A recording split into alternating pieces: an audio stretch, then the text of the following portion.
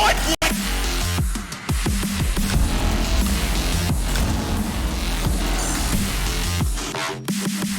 I'm so good! Now all on silent in a 1v4. He takes 2.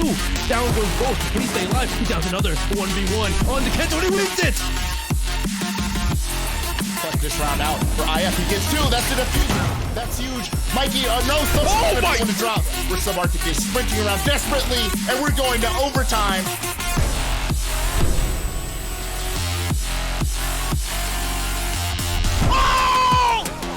Oh my God! Ashen! It's high noon. There's the 1v2 and 5-1/2 for Surf.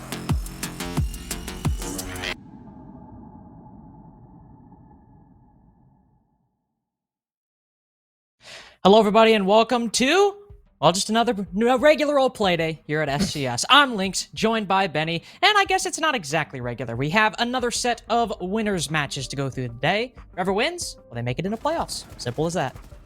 Easy peasy. Just one more best of 3, and you can make your way to playoffs and be good to go. Not have to play next week in a bit of a rush there to play that decider match. But hey, we still get this match to go through. We still have 2 teams. But yeah, yesterday was some crazy games, though. Dallas Vendetta, which Wichita Wolves Academy. I think a lot of us predicted which Wolves Academy, actually. Yeah, most of us did, and to be fair, they, did win Stage 1. Probably one of the most promising T3 teams we've seen in a while. These players could probably be competing at a T2 level officially if they weren't all underage. You could probably understand why we thought they might come out the victor. And to be fair, it was still a very close game. 7-5 on 2 maps, 8-6 on the final one. And even if I got the order wrong, you can still understand how close of a game that was. But it was Dallas Vendetta who came out in the end due to, well, some very bright performances by some of the new pickups. Kento, but Neuer specifically, has been really lighting up the scoreboard these past couple weeks, and I know a lot of us had a positive reaction to him being picked up on the team, but I think he still somehow managed to beat those expectations. Yeah, it's we always have a bit of a, we expect good things out of new pickups, but we're never totally sure of them because, again, we don't know how the background, how they mesh with the team. But hey, it's good to see that Nuarez is looking great with Dallas Vendetta, and hey, maybe they'll fix some issues we've seen in the past that look great for CL coming up. But anyway, our 2 teams today playing Winters matches are, well, it's One Shot versus, wow, I forgot the team for a second. It's crazy. It's One Shot versus ARIAL, and I'm sure we'll see a couple of those players on the leaderboards if you want to take a look at that. We've now had a full week of play, plus an additional game yesterday, so we actually have some relevant stats. And while there are plenty of players from, well, One Shot and ARIAL and ARIAL Academy as well, top of the ranking right now is Mikey from Karn & Co. And I will say, we talk about Dallas Vendetta having, a very good win over Wichita Wolves Academy yesterday, definitely overperforming in some areas. Karn & Co.'s victory last week, I think, definitely took us all off guard. It's one of the only games the first week I got wrong, and one I didn't anticipate to get wrong. Yeah, that's true. You did predict right. And Mikey clearly part of the reason they came away with that victory, and why they might have something more to offer this stage as opposed to the previous one. Oh, and we saw Barring's +6 entry because we were actually looking through the other game they played against That's true. ARIAL, and we were like, Barring went +6 here or not? It was 6-0 on one of the maps. On the map we were looking at, I was like, what the heck? I was like, that was Coastline we were looking at, maybe? Yes. I can't remember. But still crazy. That looks like, Giddy Mikey on there as well again. And then on the cost, Mikey once again at the top of the leaderboard. Yeah. So I mentioned being happy at Newer's performing very well. Mikey's another one. Mikey going on to Livid, or now Karn & Co.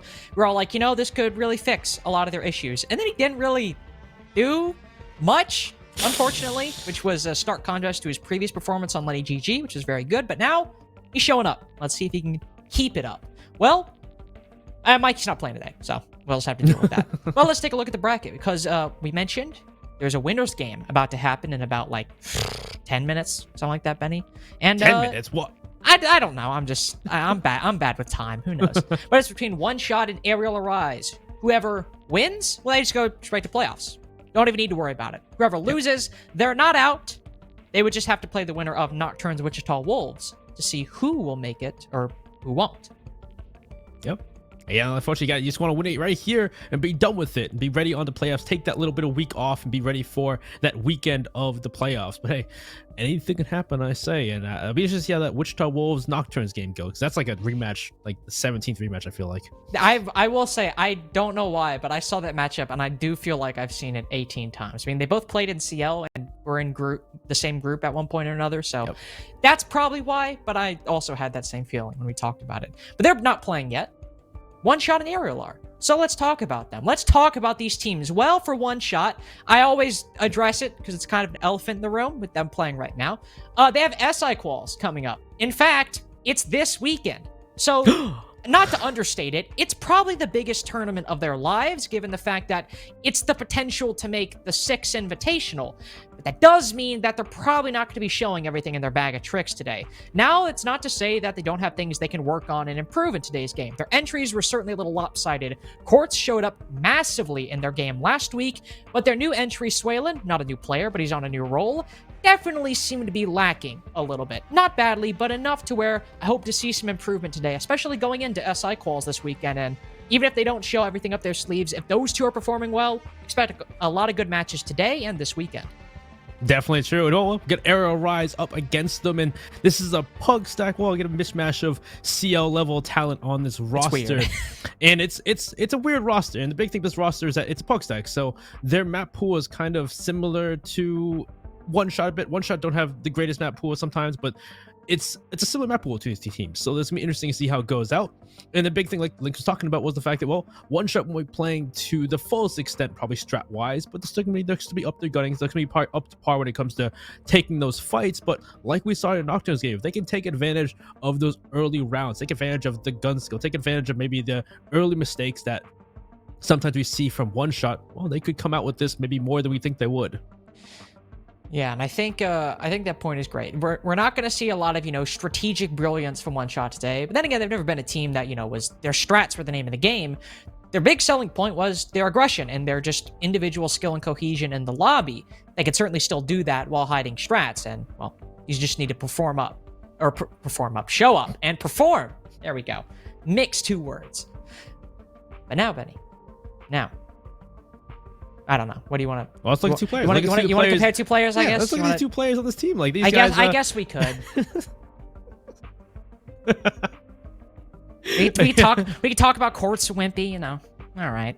Quartz. Well, we talked about Quartz last week. You just said about Quartz, and he was doing pretty well when it came to the entries last week. But again, he was really the only one doing so. Not the only one, but he was more of that person doing so last week. So maybe not be that only person doing it. And then Wimpy on the other side.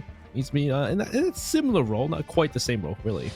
Yeah, but Wimpy's always been a player who can show up on a variety of roles. We've seen him a little bit on entry before. I mean, obviously, his bread and butter has always been soft breach. It's what's Wimpy's claim to fame. But even though he might be on a bit of a newer role, maybe that was just only for that couple of maps. Maybe he's just playing whatever he feels like, since, as Benny said, this is not the CL roster. This is a bit more of a pug stack, especially because, Og can't play in CL. He's not of age yet. So he might just be playing whatever the hell he wants. But either way, he's definitely been performing quite well. And Quartz as well, another player to watch out for in this match. And well, yeah, dude, it's just to see how these players against each other. But hey, we got to know where we're going to first. And like we talked about, they have kind of overlapping maps where they like to go to. And so, well, we're going to 3 maps that I guess I expect. Yes, let's go. Now, as I did mention, and Benny mentioned, these teams, their map pools overlap just a little bit. One Shot, there, as Benny also said, there have been some questions about their map pool. The ARIAL Rise, well, obviously, this is not the CL team. Probably going to have some different map preferences. Maybe not even too many map preferences. But here, One Shot and ARIAL Rise, both in their CL iterations and their current iterations, have shown favorability towards Villa, that they're fine going to their One Shot. Specifically, last week was perfectly fine leaving it up for the decider. One Shot, well, they won Cafe, I think, what was it, 7-1 last week, Benny? So, it was, they're fine going to it. ARIAL Rise also winning it, I think, 7-3 last week. So Clubhouse as well. These 2 teams have fought on this map before and picked it multiple times. Every map we have right now, these teams have either played against each other on or played in the past week, or at the bare minimum left it up in the ban phase to like the last map. So Yeah, we're going back to three old favorites here in the amateur scene, like per usual. But again, like you said, yeah, it's three maps that we usually see these teams play time and time again.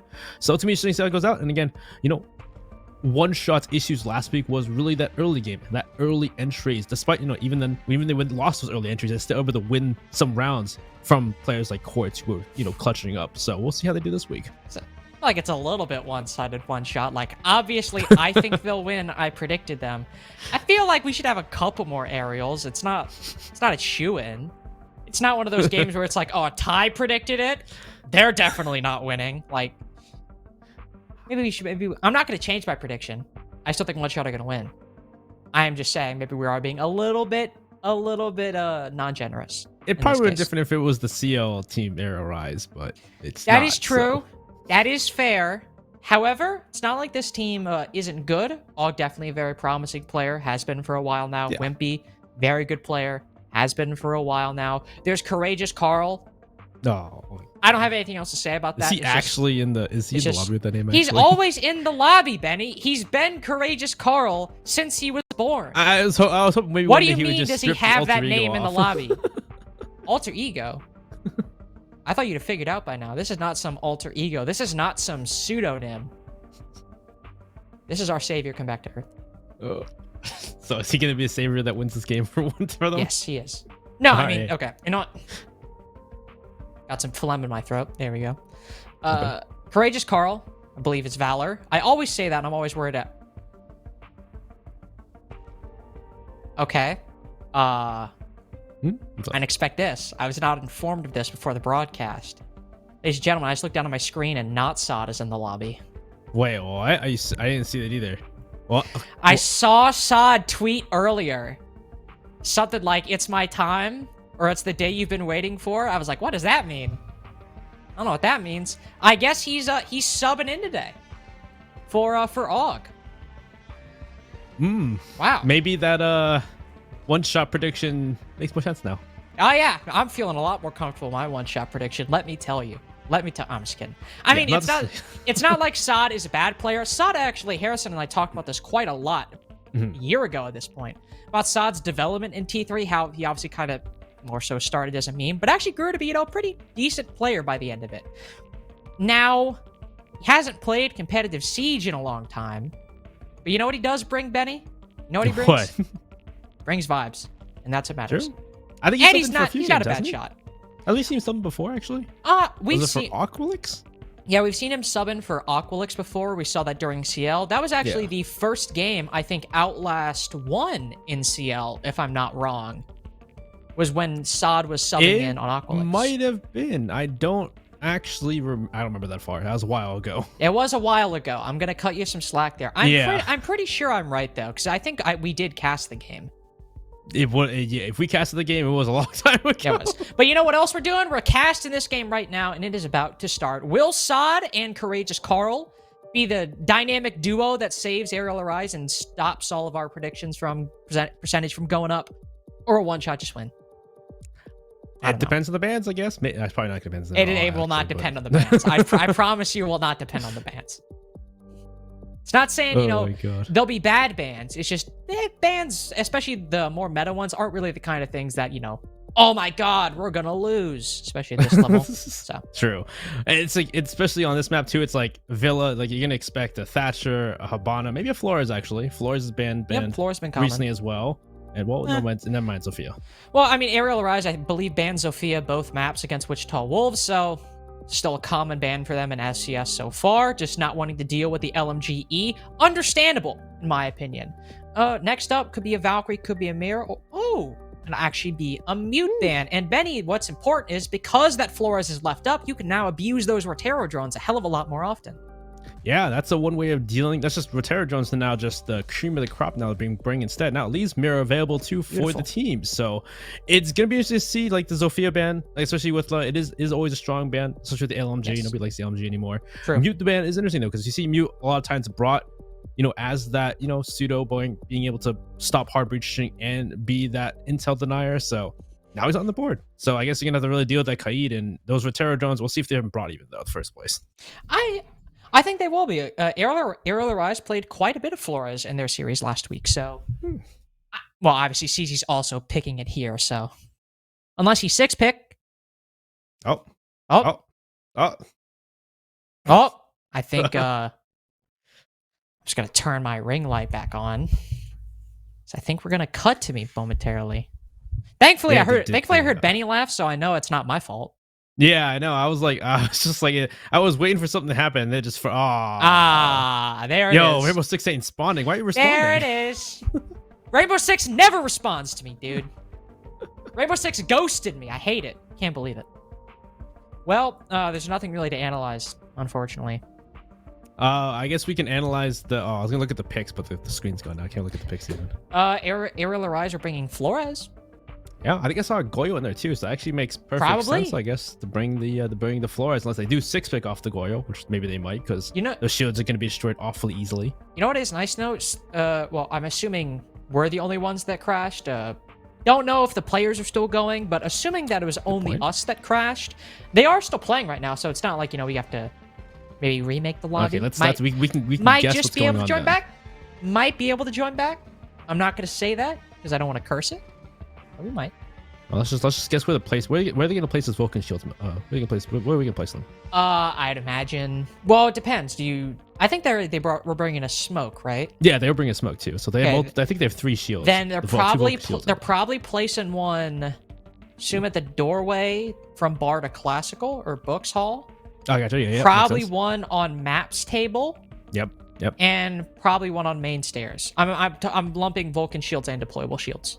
Yeah, I gotcha. That makes sense. Yeah. One facing towards 90, one main stairs, and then one aviator or maps table facing towards skull. Yeah.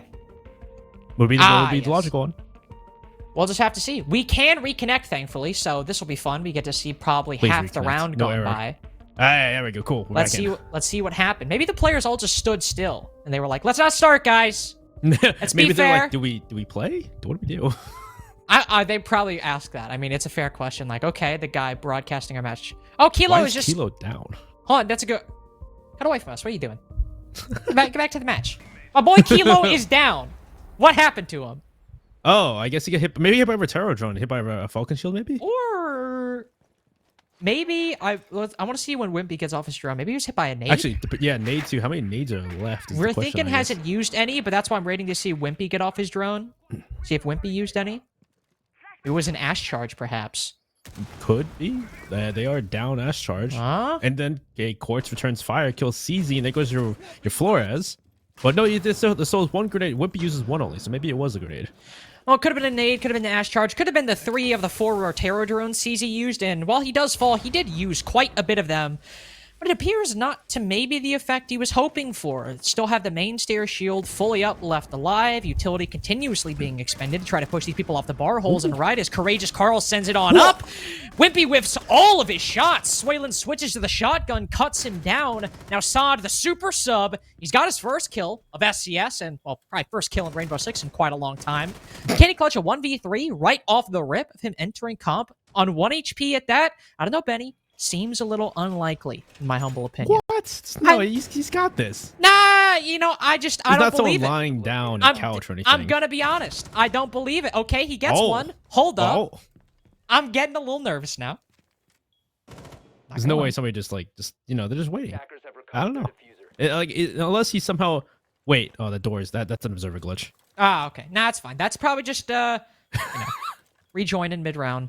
Yeah, it happens. But the thing is, if he can somehow plant the diffuser, which he shouldn't be able to, there's no way. No, he shouldn't. There's one player. There's one player prone outside statue. One player sitting inside a vault. One shadow clearly not giving. The issue is that he can't. Okay, never mind. There we go. If he were to then plant the diffuser, bait out the cap can and kill him because there's no crossfire here, it may have been different. Maybe. However, I was confident one shot to win out the 1v2 based on the way they were playing that. Yeah. Either way, that beginning of the round though is just again that was a push for main stairs, but they didn't push out the player playing main stairs. Right here, you see Swaylin gets downs one, takes out both in the one shotgun shell, and then they still have main stairs control, and then from there they just lose all the members pushing into study. So unfortunate. Arrow Rise trying to go for a push up main stairs, not quite the utility to try and push those people back, take control main stairs properly, and then from pushing from study side to balcony inside of study without taking control of main stairs, kind of difficult. Yeah, It's certainly not easy to do whatsoever when you've failed to remove the player on main stairs and you push the player off bar, thankfully, even down to Kilo, watching the main stairs door, or the main door. But beyond that, they didn't make much ground. Really not much they can do at that point. They've won Aviator games. Now, where could they go, Benny? Where in the world is One Shot LFO? Living room library. No, I'm not sure. Sadly, it's not living room library. It's trophy statuary. Who would have thunk it? The common second site on this map. Some teams start with it, but if they don't start with it, they're probably going to it second. ARIAL are sticking with most of their same lineup, as I believe they've only changed rethinking from Yana to Twitch. Maybe just to better find some of those Electro Claws, burst those Goyo shields, what have you. Swalen's on Thunderbird. That's pretty much one of the only other adjustments for One Shot. There's some role changes, but really, Benny, it's pretty standard for Trophy Statuary. Yeah, same old, same old. Sticking with those Vulcan shields still, despite there being a Flores, so maybe they're more keen on destroying those Rotaro drones for them to get to the Vulcan shields, not really caring about them being destroyed, because I guess no matter what, you're wasting utilities, so who really cares? But we'll see so far. Again, the first part's going to be dealing with these Electro Claws if you're going for that control, especially because they have the Haban on board. So getting open that tri-wall into Statue Warrior. Well, there's probably an extension here. The question is, how much are they putting into this extension? Doesn't really much. Just, no reinforcements. Just one player maybe playing by there is going to back off whenever shots come through. Storm is downstairs by Art. So there is a bit of a roam for One Shot, but nothing too crazy. Just maybe looking to waste time and cause ARIAL Rise to clear you out. Hopefully they'll dedicate a little bit more than just courageous Carl hitting a lick on the opposite side of the map, but looks like he's coming over to the rest of the attack right now. So just destroying a default cam, maybe seeing if there's anybody over there, but beyond that, he'll join the rest of the team. First, Rotaro drone goes in. Does not, unfortunately, destroy the Electroclaw on the wall, but it does get rid of one of those pesky Vulcan shields, so you don't have to worry about sending a nade to destroy it. You might still have to send one over to destroy that Electroclaw, but hey, the Rotaro drone is working so far. Not the second one, unfortunately. It's shot before it can reach its target of the other Goyo shield inside of Astro. That's what the Twitch is for, but it meets a similar fate. Is there somebody still watching the angle? Last one? Oh. Who needs drones? You can just shoot Quartz in the face. I mean, it's a functioning strategy. Swalen, though, unfortunately, sees he might have escaped being the opening pick, but he's still the second one to die, so hardly an escape, if you want to call it that. Courageous Carl, crossing in front of the bricks doorway, fortunately falls. If there's a second C4, it takes down Rethinkin. Or not even 3v3. That is a lie. It's only two bodies alive for ARIAL Arise. Sod and Wimpy. Super sub top fragging so far, but he did just blind the remainder of his team, including himself, so unlucky. Unlucky as well. Wimpy's nade did not find its target, so now the Swalen can play a little bit more aggressively on Astro stairs, waiting for somebody to push. Just waiting for something to happen. This intel should be important, though. Wimpy should see him on Astro stairs. Wimpy will spot Swalen on Astro stairs to at least know how to swing on him. I don't know if there's a player playing by, Astro or the rotate to try and help out if they do swing and try to kill him, but it's the point. Because they can't open the wall, it's kind of a gated position. Yeah. Slippery playing behind the desk.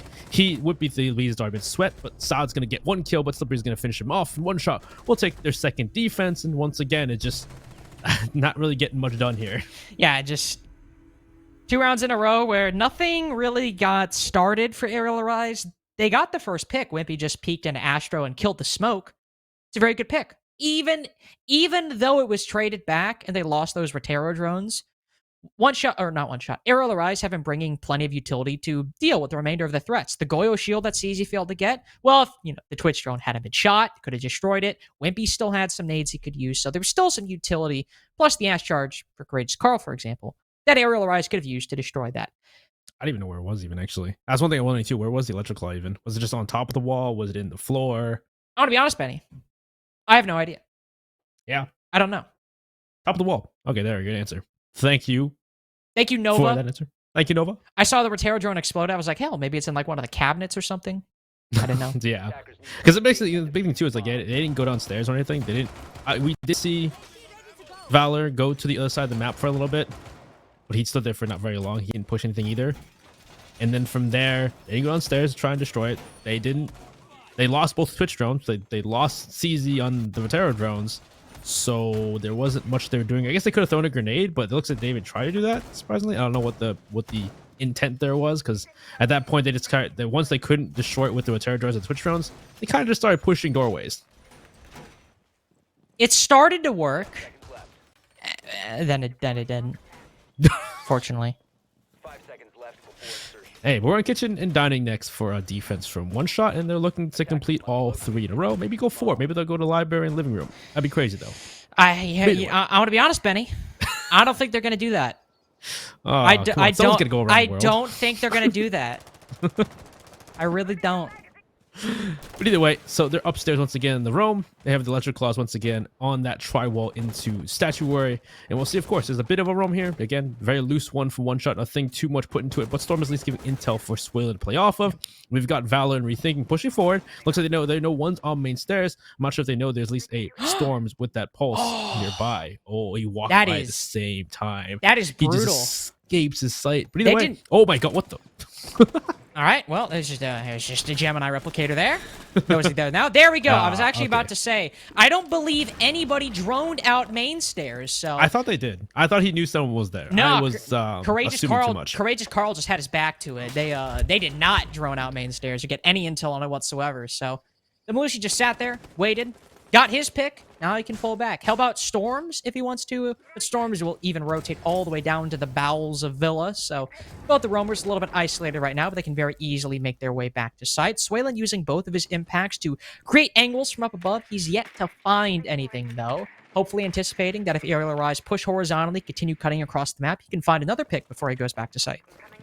That would be good if you find another one. Depends what they do here. If they are going for that vertical play, just going straight for sight rather than clearing a full floor upstairs, that vertical control by Swale will be important. So you can get that shot on and deny that push from going into China. But we'll see so far. It looks like most numbers of one shot are pushed back to site. So we still got 3 members on site. We have 2 upstairs. And so far, yeah, it looks like at this point, Aerial Rise aren't looking to push that top floor. So we're going to need to see some vertical control from one shot. Try to really, tell them you can't just do it. You can't just walk in like that. Because otherwise, what else are they going to do here? It looks like they're just kind of sitting in the living room, sitting in bicycle, sitting outside laundry, and waiting for maybe some kind of aggression from one shot. On top of that, there's still the X factor for Swalen sitting upstairs. But there's one other player up there as well. Unless my eyes might have deceived me, I think. Oh no, Kilo is up there. I actually... Oh, he's... It looked like Kilo was downstairs for some reason, but my eyes do deceive me sometimes. Swalen finally gets a second kill on to Rethink, and ooh, that's a very risky peek by Quartz in the 3v5. He gets away with it, thankfully. Only takes a little bit of damage, and he'll probably take the slap on the wrist and sit inside of the site as response. Good bait by CZ, walking into the Banshee, trying to goat Swalen into a peek, and it works out perfectly. But do they know Slippery is just around the corner? They do. They can make this a 2v2. That's exactly what happens. CZ wins the face-up gunfight. Face checks around the corner. And he evens it up, but they fall pretty soon after. So my praise was short-lived, just as Aerial Arise's chances at clutching out that 2v2. One shot do, in fact, go 3-0, Benny. That was a close one. It was somewhat closer, at least, because there's some good plays by CZ and Sod. Good shots from Sod to get Quartz there. CZ getting 2 walking Memorial. But other than those kills, Aerial Arise on a strategic level, not much of a plan there. Their plan was to walk into Memorial. They tried to open up that laundry wall, but Kilo's there to impact it from above. No Saw doesn't get the pick on the person playing the laundry door. Otherwise, yeah, they just walk through Memorial, walk through the laundry, start pushing into sight, and it's gunfights, just taking gunfights. That seems to be what this game is so far, and so far, fortunately, one shot or on, well, I guess it's fortunate for one shot there above the rest right now, especially with at the end there. Still having that control upstairs. Kilo plays the right. Storm's on site, just playing his life, doing it well. Now we get to go back to Aviator Games to get the privilege of going back and seeing Aerial Arise's multifaceted attacking strategy for Aviator Games, which was push up main stairs and pray. Now, to be fair, teams do that, and it does work sometimes. But it does have to come from, sure, pushing players off the bar in the main door angle, like we saw you. Did I say dangle? No, you said angle. You're fine. Did I say angle? I thought I said dangle. I think you said angle. Maybe you said dangle, but I heard you say angle. Main door angle. I'm psyching myself out to how much I've been misspeaking the past couple weeks. Main door angle. They pushed them off some important positions, but they never really dealt with the players actually on the stairs, which, if you go 1-for-1 is fine, but you have Swalen playing close with a shotgun who can very easily dispatch you and try to go for that 1-for-1 if he plays his cards right. So for Aerial, I do want to see a little bit more of a diversification. Maybe try and get a pick on those main stairs, then pull back, even if you go 1-for-1. Maybe not put too many eggs in one basket. Who knows? But they had a good start, though. So it's not all for naught if we see them do it again. Yeah, it wasn't all for now, but yeah, just using something rather than just walking upstairs, there needs to be some kind of utility, some other way. Maybe having, you know, if you destroy the shield on main stairs and having someone in the window to cut off that player when they push back up the stairs. Just, you need to make something out of that main stairs rather than just walking up. But hey, we'll see if ARIAL even go for the same strat this time. Are they going to go for, you know, go for master bedroom, push from that side, take control of skull, take control of 90. So far, we see we're thinking downstairs. Not sure if maybe they're downstairs, maybe just looking for roamers for the moment. But so far, this kind of indicates they're going towards main stairs. We'll see if they can use that utility, maybe use grenades to properly push these players out and not lose 2 players on the push up. Though there are some players roaming on the side of one shot. Maybe they'll go down right stairs, and CZ, unfortunately, getting shot in the back.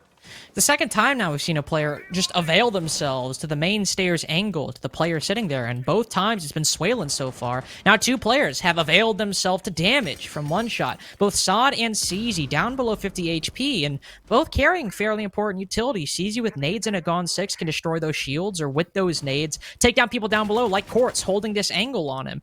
Not Sod as well with those X-Kairos. Very risky. If you're trying to open up any of those walls and you lose him, you don't really have many options after that. Swaylin so far successfully wasted a minute 20 in the round, and right now it doesn't look like there's any sign of stopping.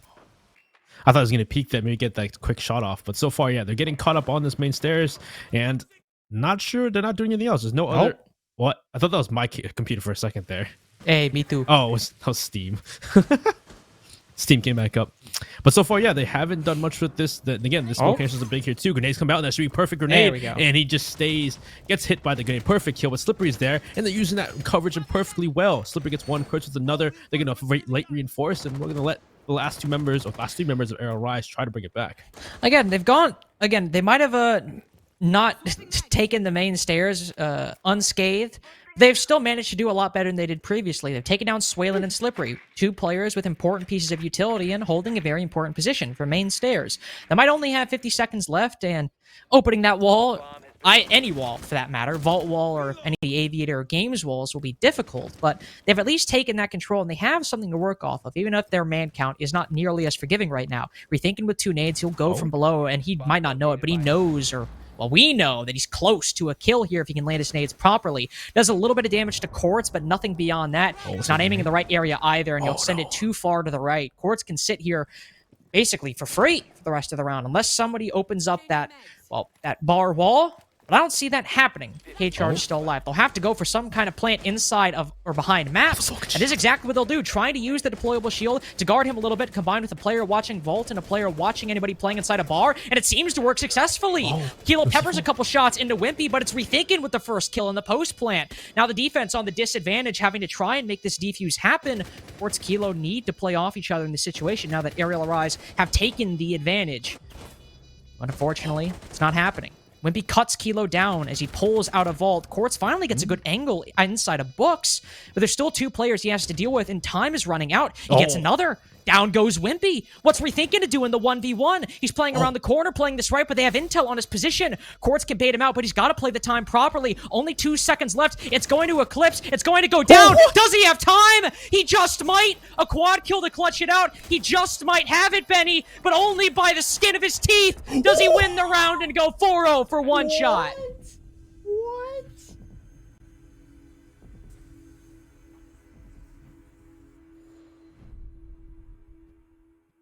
What? Wow. Anyways, so the start of the round, definitely agree with Link there. A much better start, per se, but still a bloody one. Still trading out 2 for 2 to gain control main stairs. But hey, this time they gain control main stairs, they gain control study. But from there, I'm not sure if they're out of X-Kairos, but they could not open. Well, they actually, so they opened the classical hallway wall into bar or into games, which does create almost like a intention. They're extending, thinking they're going to push into games, push into classic hallway, maybe take fights. They open that wall, they create pressure on players like Quartz playing behind the bar, which is good. That actually, distracts the players, maybe expecting to go for that classic hallway control, and then allowing them to then push into Aviator, gain control of maps, get that plant down and put it into a post plant. And from there, great shots, cutting off players from one shot, taking out 2 members, one of the 2 of the 3 last members that are alive in that situation. You're in a post plant in a 3v1. And from there, time's just ticking. But again, the intel is the problem here. They don't know where the last player in Jaeger is. They don't know where he's at. So he's able to walk around, take fight after fight, and win Actually, it wasn't the Jaeger. It was the Frost. I'm crazy. The Frost. The Frost gets the get the first pick, get the second one, and then a 1v1, and they don't have information on where the person's actually. Did they have information on him on disabling? I think they did actually. But the thing is, even then, you're in a 1v1, and all he has to do is swing and win the fight, and he didn't waste enough time. So even when he gets back to the plant, he had time to disable it. This is fortunate. To be fair to CZ, the man had 0.4 seconds. Yeah. It's not like CZ completely blew it. Like no, I'm not saying he blew it or anything, but it's just unfortunate that he was just that much off of it though. If he had just maybe shot some shots or tried to waste a bit more time, just a little bit, just a tiny bit more, we would have won around. So I know. it's just probably just skinnier teeth, unfortunate timing kind of thing. Next try. Well, hold on. I want to see something. Yes. Why does Courageous Carl always spawn on the opposite side of the map? Don't ask me. He always spawns on the opposite side of the map that just immediately runs over to the rest of his team. It makes me laugh. That's all. Just wanted to draw attention to that. Well, it's a trophy statuary defense. Surprise, surprise. Courageous Carl actually switching things up from his previous role of Ash and Jackal. Now going to Lion. Hopefully this might get him a few kills. There's some presence from one shot down below. You can see Swaylin sitting down inside of kitchen right now, or dining specifically. Apologies for the vagueness on my part. He is with Storms, though. You'd be certain of that. Two players with C4s who, if ARIAL Arise aren't careful, and they push into bedroom just like they did last time, but don't do their due diligence and clear out down below, well, they might not be standing on the floor much longer. There's only 2 players upstairs actually on site. See if ARIAL read into that. Maybe. Last time they weren't able to get this tri-wall open, which this time looks like, a grenade from above the wall. Down goes Kilo, but that electric claw still there. Swaylin with the great orb. Swaylin goes down to Valor as well. So the 2 players on site are dead. Slippery though returns back from red stairs. He'll take down Wimpy and geek control of Bricks, able to maybe wait and see if they push from the master bedroom into sight. But still, it's looking decent for ARIAL Rise so far. But again, utility and opening walls hasn't happened.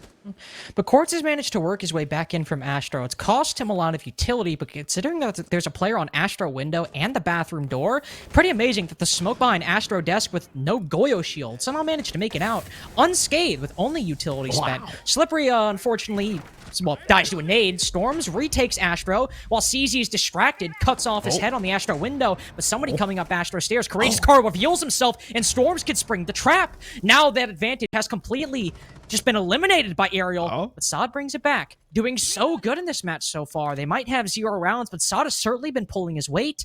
Now he has to pull his weight further, hopefully in gold.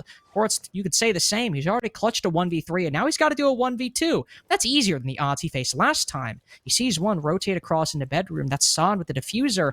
He doesn't fire any shots. He bides his time. He's got 20 seconds remaining. We're almost in the red zone with how long ARIAL are taking to push in. And if they're not careful, Quartz could go for the flank or watch an angle, whatever he wants to do. You're retaking the position in bedroom. Spots one. No. Down goes Saad. The other as well. 2 rounds in a row. Quartz has brought it back. You gotta take this man down. Do not give him any room. Oh my god, that was such a good round for ARIAL Rise too. Great grenade kill. Getting another pick on top of that. Getting both those players, not both of them. One of the players, I think, was downstairs actually, but still getting one of the players on site killed. And then from there, pushing in. And, well, they didn't, but the thing is, actually say that. They didn't really push in. They get those picks, and they didn't take full control of statuary. They didn't take full control of site. Slippery was able to get back into site, get back into statuary. Quartz able to stay alive inside, stay alive in, inside of Astro, rotate back into trophy. There were opportunities in that round for ARIAL Rise, and especially if they couldn't get rid of the electric claw until late in the round, so they couldn't even rotate through the breach until, well, later on they finally do open the wall, and that actually allowed Quartz to get those last 2 picks. So the fact that they were able to get the first 2 picks, could not take the opportunity, allowed for one shot to retake site, gain those kills back, put them, just trading 1-for-1 back and forth, going down to a 2v2. It's just unfortunate. ARIAL Rise seeming great when it comes to this gun skill, but not able to capitalize on these situations. I mean, that's just the kind of thing that happens, and maybe a little bit more fluid teams, a little bit more uncoordinated teams. It's not that the players on this roster aren't talented, but nope. Yeah, most of these players, I don't believe any of these players are at, IGL, for example, might be lacking that bit of structure. And also, hell, you maybe are just more so playing for fun than anything. Some things slip by. It's not disrespecting them. Love all the players here. But it might just be an explanation for why they've been a little bit shoddy when it's been taking care of some of those late round gains made by one shot. Going back to Kitchen, match point on the line is currently one shot or 5-0. They could team kill their entire roster and still probably be okay in this map based on how their attack might look and based on what we've seen in SCS so far. ARIAL Arise, of course, after that previous victory, do look in a solid position to win on the tertiary site. They need to be careful of Swaylin, though. He got the opening pick on main stairs, and well, he's gotten the opening pick and damn near it twice in this position. You'll quickly rotate off as well, ARIAL Arise are actually doing their due diligence. They've checked it. Now he's got to pull back. Yeah, good intel, good way of pushing those players back. It looks to see some late barricading just to make sure they know when they do push through that bowl room right there. But CZ looking to maybe see someone peeks out, but nobody's there. Just Ghost in the wind for the moment. Valor will push downstairs, and once again we see this first floor control going for, you know, ARIAL Rise. We do see some top floor members looking in towards that top floor, but nobody's really pushing it. They're just maybe expecting some aggression from Air One Shot, maybe some rotates that can cut people off. Sod's on the balcony as well, so maybe they will try to open up this tri-wall and push Kilo out of position as he does jump into closet hood that Guma, and they'll signal one shot, knowing that there at least is some attempt at taking control of top floor, even if Sod is by himself, unfortunately. Storms with exact, pinpoint, precise intel on a player's position, but it's outside, so can't really do anything about it right now. They at least know that there's somebody upstairs who could push in a bedroom. It's only Sod right now, though, so odds are the Hibana is not going to solo push, but he'll just be like, hey, Swaylin, be careful. There's somebody there. You do need to be worried more about their front door right now, as ARIAL Arise have pushed up to their previous position, and, well, unfortunately, it's neither of the positions I've talked about that result in the first kill. Courageous Carl outside of Bicycle is the one who gets the first frag, as Slippery inside of Memorial gets caught off guard by bullets ringing through the barricade in front of him, and he goes down. Good start for ARIAL Rise, but let's see if they can take the opportunity to push farther in, though. But again, it depends. They can't really just walk in Memorial, because especially with that vertical control we saw earlier from Kilo, from members like Swaylin, are a problem. So even if you can't kill the members upstairs, you do want to try at least push them back. Kilo, see, it looks like a grenade pops over his head, but down goes Valor actually outside of that area, outside of that Memorial area. Will go down and maybe picked up by a member on ARIAL Rise. But so far, not much has happened for ARIAL Rise here. They're still looking to maybe make a push. Why say that? Memorial push happening right now. And Rethinking has just made his way into sight. Doesn't see anybody putting up a fight. Storms is inside a laundry, and he's like, oh crap, I'm dead, guys. They are in. But there's Quartz to shut it down. Only one kill for him, though, as Wimpy, the second player behind Rethinking, pushing into sight, he gets the next kill. Now Swaylin's got to drop down alongside Kilo, who are both upstairs, but the coverage is shoddy at best. There's still the man advantage that ARIAL Arise can rely on. Can Kilo clutch it out, have 3 rounds in a row, won by clutches? Well, it's not looking likely. CZ can see him open up the barricade, and ARIAL Arise, they get their first round, but man, let a few slip away from them, didn't they? Yeah, they're now ending on a 5-1 half. Not looking great for ARIAL Rise, but still, last round though, good job at least. Now maybe having a better sense of taking those opportunities. They get the first pick. They get the first pick onto Slippery, catching him off guard Memorial. Then from there, they have certain members from, you know, ARIAL Rise push upstairs. There were some attempts to push board, to push from into statuary into trophy, but no real effort per there, which is actually good because I actually kind of threw one shot off on what the play was going to be. Especially because there was like no time left in the round. Well, then at that point, that's when players have to question what's going on, what's happening here. And well, and what happened there was, well, they push straight in Memorial. They go for, again, that only first floor push from ARIAL Rise.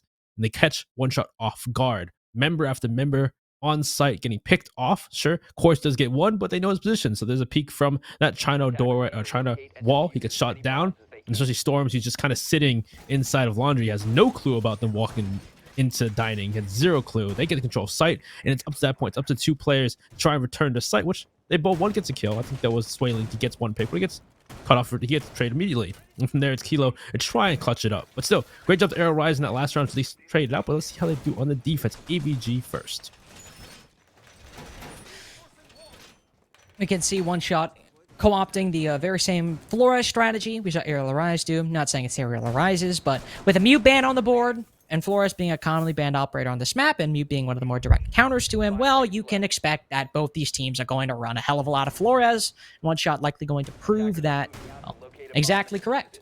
Quartz also on the Ash. It's a operator we saw him play previously, but very interesting that CZ would occasionally, you know, bring the Yana to probably half the time, but no Yana for one shot either. And even then, Swaylin back on that Hibana after the shift to the Yana the previous weekend, more of an entry role. Just a couple interesting things I've noticed. Yeah, that is true, actually. I'm not sure if maybe he's playing it more for just use that hard breaching, then go for that kind of entry role with the Type 89. We've Certainly seen it could do before that. in other teams. They could do that, but CZ, he'll get the first pick on the Storms. Important kill. 2 grenades off the board. Sure, the sledgehammer isn't that important, but still, getting that first pick and disrupting one shot, despite, I would say, like, did he walking by himself? That's one thing we talked about one shot before. In our last match was early round, not really aggression, but early round entries. The fact that there was nobody to refrag Storms. Well, also at the same time, it's not exactly that like CZ is in the most unreachable of positions. He's just running around Art right now, not hiding in a corner, Yeah. but sitting in a hallway. So hopefully they can gain a little bit more of this intel, as there is some being actively relayed to Aerial Arise, but well, they certainly know his position now. Court's going to cut him off from the back. He sees he spots a drone, but he could win this one from Courts if he's not careful. Yash will instead just hold the rotate for the Melusi until CZ begins to retreat back. He'll start doing that, but he instead takes the fight with the Finka, who puts his back to the Melusi. Finally, Court springs out. He cuts down the Melusi, but the damage has been done. A Finka and a Sledge and all their utility now gone, all because of some, well, shoddy drone work and positioning, it seems. Again, like I talked about early round, there's nobody that refrag, not properly pinching out players like that. And again, it's easy, like you said, he's just in the hallway walking around. There's no reinforcements, no utility. But at least with these Rotera drones, they've destroyed the shield, they push back the player, but nobody's here to play off of that drone. Quartz and them are still worried about, well, somebody roaming. Valor with a great kill on display on C4. Down goes Quartz, now up to Kilo in a 1v4. Great kill on to Wimpy, but Rethink instead of refrag, and Arrow Rise will take the first defense. You certainly give a lot of the credit that round to what CZ managed to do down below. Aerial Rise were going for a fairly standard main stairs hold. Fact, hitting a lot of the same notes. We saw one shot do having a player holding the bar angle, nobody holding the main door angle, but still a couple players on main stairs. And with CZ down below, running around in the hallway, sure, he might not exactly be entrenched behind layers of utility and reinforcements, but he's still somebody you gotta deal with. Because even if you take a fight with him, like maybe Storms did, you could still lose it if he's hitting his shots. He might have just been caught off guard, but who knows. But as you can see there, it certainly was not the most well-thought-out plan by One Shot when it came to clearing him out. The Finka turning his back completely to the Melusi. I understand you need to deal with the main stairs player, but you also need to deal with the Melusi, who's in that hallway, and Quartz isn't exactly getting active and taking him down.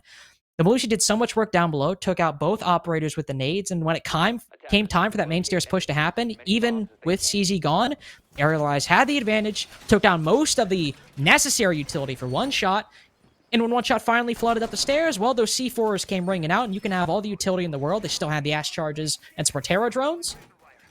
They were walking right into Aerial Rise's setup and exactly what they were planning for, especially because of CZ's early efforts. Yeah, again, this is the early round stuff we talk about where, sure, there's not a whole lot of strategy. Maybe One Shot aren't playing the strategic game, but these are just kind of basic cohesions when it comes to, you know, droning out roamers like CZ. CZ's not in some like crazy intense position. He's in the hallway. So just kind of seeing One Shot create those setups to deal with crazy roamers like CZ. And we didn't see it from One Shot. That's kind of a little bit scary to see when it comes to those early rounds. And it was very detrimental when it came to the Nocturnes game. But hey, we're down a trophy and statuary next for Arrow Rise. They get 3 more rounds to bring this back to a tie. And they could maybe do it if they keep up that kind of early round aggression where One Shot aren't able to stop. Well, I don't know. Is that wait, what was that? Well, nothing's really happened. You said I don't know. I was like, I don't know either, I guess. But yeah, that's what happening. One Shot are just droning around. Yeah, we're just kind of waiting right now, running with the same setup. In fact, so far it's been pretty much the same notes between both these teams. Suppose a little bit of a change here for Aerial Arise in their attack. We saw, obviously, well, some heavy presence from this side, but it wasn't until later on where we saw them maybe focus on downstairs a little bit more. But here, One Shot very early on in both half and the round, we're going down below, trying to find this Electric Claw, find anybody getting aggressive on that triple R. Not getting aggressive, but playing in that position. They have to find anything, whether a player or the Electric Claw, unfortunately. So they'll have to spend their time elsewhere, and Storms probably be spending some time, some T-hunts after this. Sheesh, Practicing man. those cook times. Happens, I guess. Maybe there was an error. We've heard glitches sometimes when it comes to it. CZ does see head, but he's ahead of a slippery. But he's going to fall back after seeing those shots rain by his face. he's going to back off for the moment. And well, the first step is only going to be destroying Electric Claw. We did see One Shot play below quite a bit to try and, play downstairs for that situation, but ARIAL Rise looking mostly to play on site for the eventual push. And well, it looks like destroyed maybe one of Electric Claws, so part of that wall can now be opened up, but there's still 2 panels are electrified. So it's going to look like they're trying to destroy the second one here now. They do ping it out. They're able to throw that grenade, but it still does not destroy it. So at least they can get part of the wall open, but not the full wall.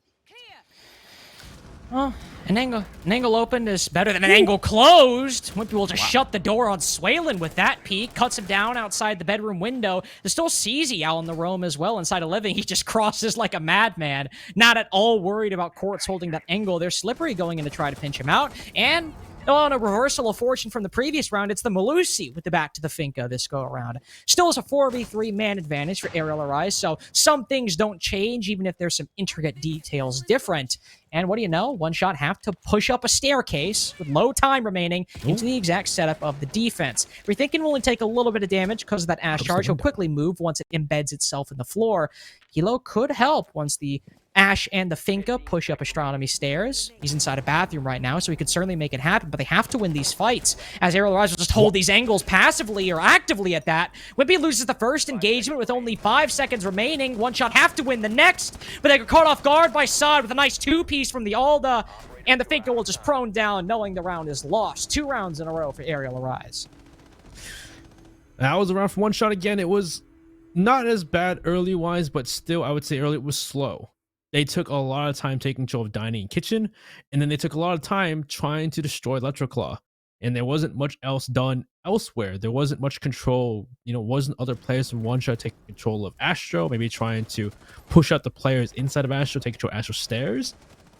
They were all focused on that dining control, taking out those Electroclaws. Sure, there was a pinch onto CZ, but there was, again, Storm blows itself up. There was a pick onto Swalen as well. Great shots from Wimpy there. But other than that, the fact that they were able to, they didn't get that wall open until there was like 30 seconds left. And they're trying to push up the stairs, pushing Astro 15 seconds, run into Split with, Sod with all the watching Split and just guns down 2 people. Just One Shot, slow, such a slow attack. Well, thankfully here, you can maybe speed things up a little bit more when it comes to kitchen and dining. Maybe not as much. You still have to clear out that triple panel, of which... Oh, actually, there won't be any hard reach denial. Maybe we'll see some impact tricking by Courageous Carl if he's sitting upstairs playing inside of Trophy. It'd certainly be a lot safer to do as he, doesn't have to worry about the attack destroying the floor down below. Only nades coming in from up above if you were to take that course of action. But for One Shot, they might have take that top floor if they want to go for vertical control. Or they could move horizontally like ARIAL Arise did. Either way, if they go horizontally, there probably won't be too much resistance. They'll just have the site to deal with, and if they want to go for that vertical play, they don't have to worry about any hard reach denial this go around, and there'll only be a couple players up top that they'll have to worry about. But of course, CZ and Courageous Carl have been running around the entire map so far, and now with CZ having Carl join him, likely on a more coordinated roam, it'll be a little bit more difficult to deal with if One Shot decide to go that path. Let's hope the drone game for One Shot can figure them out, if they can figure out a plan and deal with them, or if they just try to ignore them, like you said, if they're even wanting to really deal with it in the first place. Looks like Quartz is expecting maybe someone to jump out of that window, so he's going to put a Claymore there. I don't see where... Can you even jump out the window, actually? Which window? Actually, can't you? The window outside Astro. I assume you can. I have no clue. Because you can't jump out because it's too high, but I don't remember, actually. Oh, well, do you mean physically jump out, or just like if you jump out, physically you die? Jump out. You probably can. I don't know why you couldn't. Okay, you can. Okay. I wasn't sure you could or not, because sometimes it says... You might break your ankles, but, you know. You'll break your ankles doing it. Still do it. I don't think I've ever seen someone... I don't think I've seen people jump out the window in a while. But either way, it looks like there are some control here. It looks like trying to take control of Pantry, looking to find a pick on somebody not aware of their presence in Pantry or Quartz on this window. So it seems to be some, Pantry control upstairs. Maybe see some members of One Shot going upstairs to take control. Take some fights with those roamers. Slippery's going to push straight into Laundry, first of all. And, well, if they need to clear upstairs first, and they have taken control of Master Bedroom, it looks like that Storm's going to work to try and find anybody. I'm assuming somebody's with him to make sure nobody flanks him on this endeavor. A couple couple damage exchange and a bit more permanent ones soon after the initial skirmish. 2 nades explode at the same time. Appears Wimpy received 1, only downed, not out, but CZ certainly worse for wear after his nade explosion. The first one to go down in the round. The second is not Wimpy, who hasn't been finished off just yet. It's instead Slippery, who's the next to fall. Storms catches Rethinkin pulling back, and so far it's not going well whatsoever for Aerial Arise, as Courageous Carl might quickly be the only one left if things keep tumbling and going the way they're going. One shot have successfully put a huge damage in both the man count and the health count for Aerial Arise. 2 players only on 1 HP, being the Maestro and the Thunderbird, and Swaylin could very well put some more damage into the only full HP remaining member for Courageous Carl. Wimpy picked back up, cuts down Storms, so we're back to equilibrium between these two teams, but there is the ever-looming threat of a singular bullet taking down Sod or Wimpy if they're not careful. With 40 seconds left, it's clearly a pantry push for one shot, as Quartz and the Hibana of Swaylin with the diffuser are looking to push their way on in. Kilo, the only one up top, gets a kill, starting things off and likely spearheading the push. Flashes sent on in will blind Courageous Carl if he tries to go for the swing on out. Instead, he'll pull back and join Wimpy, both trying to double swing the coverage and the diffuser, and they win their first fight. Not the second, as the bomb goes down successfully, and Swaylin and Kilo on cleanup duty bring one shot to match point. Oh, that was a close one there. That was still, yes, early round, we saw some control there, you know, getting some early control of master bedroom from one shot, trying to take a master bedroom. We saw some just opening up the floor, trying to find people, and there was shots going back and forth. Grenade goes out, down goes CZ, great grenade from Storms. Grenade hits Wimpy, down Simple, so he's on 8 low HP already at the start of the round. And then from there, they open up the pantry wall, and from there, they're trying to push in the pantry, they're trying to push these players back out of kitchen. And they're kind of doing so. They're catching people off on the side of Aerial Rise. But members like Valor, like Wimpy, were able to somehow make their way back, find those picks, and make it even ground going into that plant. But again, they know the people are outside the kitchen. They got the social kill onto the Maestro onsite and dining that could have been that crossfire. And they know both of the players are by China, by the back kitchen. They can flash them out. They can push them back, go for that plant. Despite a really good shot from Valor to kill the person that was covering. From there, unfortunately, they didn't know where they were planting, so it allows for Swaylin to get that pick, and then Kilo top it off, finish the round out, and well, we're a match pound for one shot. We're going to see what Aerial Rise going to play ABG one more time, and they need 3 rounds to keep them alive. Honestly, based on the defenses we've seen so far, I don't think it's out of the question. Even that round where they seem to be losing ground, they still managed to bring it back in the middle game despite the low HP. It might be 3 rounds, but it's also Villa defense, and so far, the defenses that we've seen from Aerial Rise have not been half bad whatsoever. In fact, it's been the attacks from one shot that are lacking, and it's on this side in particular we need to see some adjustments. It was equally as poor a main stairs push as Aerial Arise's was in many aspects, with CZ just providing an annoyance down below, and the attack incapable of dealing with them. I don't know if that'll work the same this go around. That's a very interesting Cade Claw if that's what Wimpy's going for. I'm assuming. Is he trying to go for a spawn peek? He shot a hole in the floor. That's all right. Yep, well, he got for oh wow. I don't know particularly why he felt the need to shoot in the floor. Maybe for good luck, but his luck certainly pays off. Yeah, I think maybe he was trying to shoot the bathroom window open through that, but it's early for that jump out, so he could jump back in, which he couldn't do. So, but either way, broke it up anyway. But either way, that was quite a shot from Wimp Dog himself. Jump out, get the person off the cams that was Quartz on top of the roof. Woof. That's a great way to start the round, and that's an early way to make it just difficult for one shot, which we've seen them struggle on the early round. So once again, now at least this time they're not going for main stairs. They're going for that master bedroom, pushing towards Skull, pushing towards 90 control. But hey, with a C4 maybe from member below, this is a good path to just get some choke points onto the members of one shot. But so far, one C4 thrown, unfortunately doesn't get kill. And Wimpy just kind of throws that one away, both literally and metaphorically. But yeah, you lose that secondary utility, but you're still taking down Quartz early on, who could have helped find players like CZ, who is currently down below. He might not have a C4, but it will once again, just like the previous Aviator Games defense, in fact, even more so, require some effort by the attack to clear him out. We have Slippery on red stairs right now, who is watching, so it's not like CZ can just run up those stairs for... Okay. Who can just run up those stairs for free? I was wondering what he was doing for a second. They need to be careful of it. I don't know if that was because maybe he just wanted to, bait some time out for that. But hey, first pick, he sees one on top of the table. Great shot from Slippery. Takes a lot of damage, but still, down goes Wimpy. Trades it back out. So at least now 4v4. But CZ here is big. Also, Valor, he has C4 still as well. And, well, with a minute left, again, these slow attacks in one shot, it's kind of getting down to just baiting out this utility. And if they wait, you C4 for the perfect moment, and they can't destroy the Electric Claw, so they can't deny the Vault rotate either when they go for the swing, is big here. With 45 seconds left, if CZ can get a pick on that flank, this could be the round, depending on, well, a lot of things. But they're still Slippery watching. One Shot aren't letting their flank watch get sloppy, despite the utility being thrown at them, the time going down. They're going in with C4. all their bases covered right now as C4 does go out and unfortunately finds Kilo. And this is the time that Slippery decides to let his vision drop. Swaylin, or no, that's Courageous Carl who tries to get a kill, but it's Swaylin who picks it up. Still watching main stairs. He tries to bait out the swing and finally sees he strikes, but the plant's already gone down. But there's only Storms left, and he too falls. 2 times now we've had a defuse on Aviator Games, but this one, as opposed to Quartz's 1v3, was Aerial Arise seemingly all the way through. Yeah, that was a spicy situation right there, but it was, again, these slow attacks in one shot in early rounds where they're finding themselves getting caught off guard. Wimpy jumping out the 90 window. You wouldn't expect it. Nobody expects that. Nobody expects someone to jump out the 90 window within the first 5 seconds of the round and kill you. And it usually doesn't happen. So already to lose someone in Quartz who could have been helpful situation. And then on top of that, sure, they do trade out Wimpy out, which Slippery gets the pick in a trade. But then CZ able to flank, kill their flank watching Slippery. The time wasted with the smoke canisters and then being able to kill the first planter with a C4.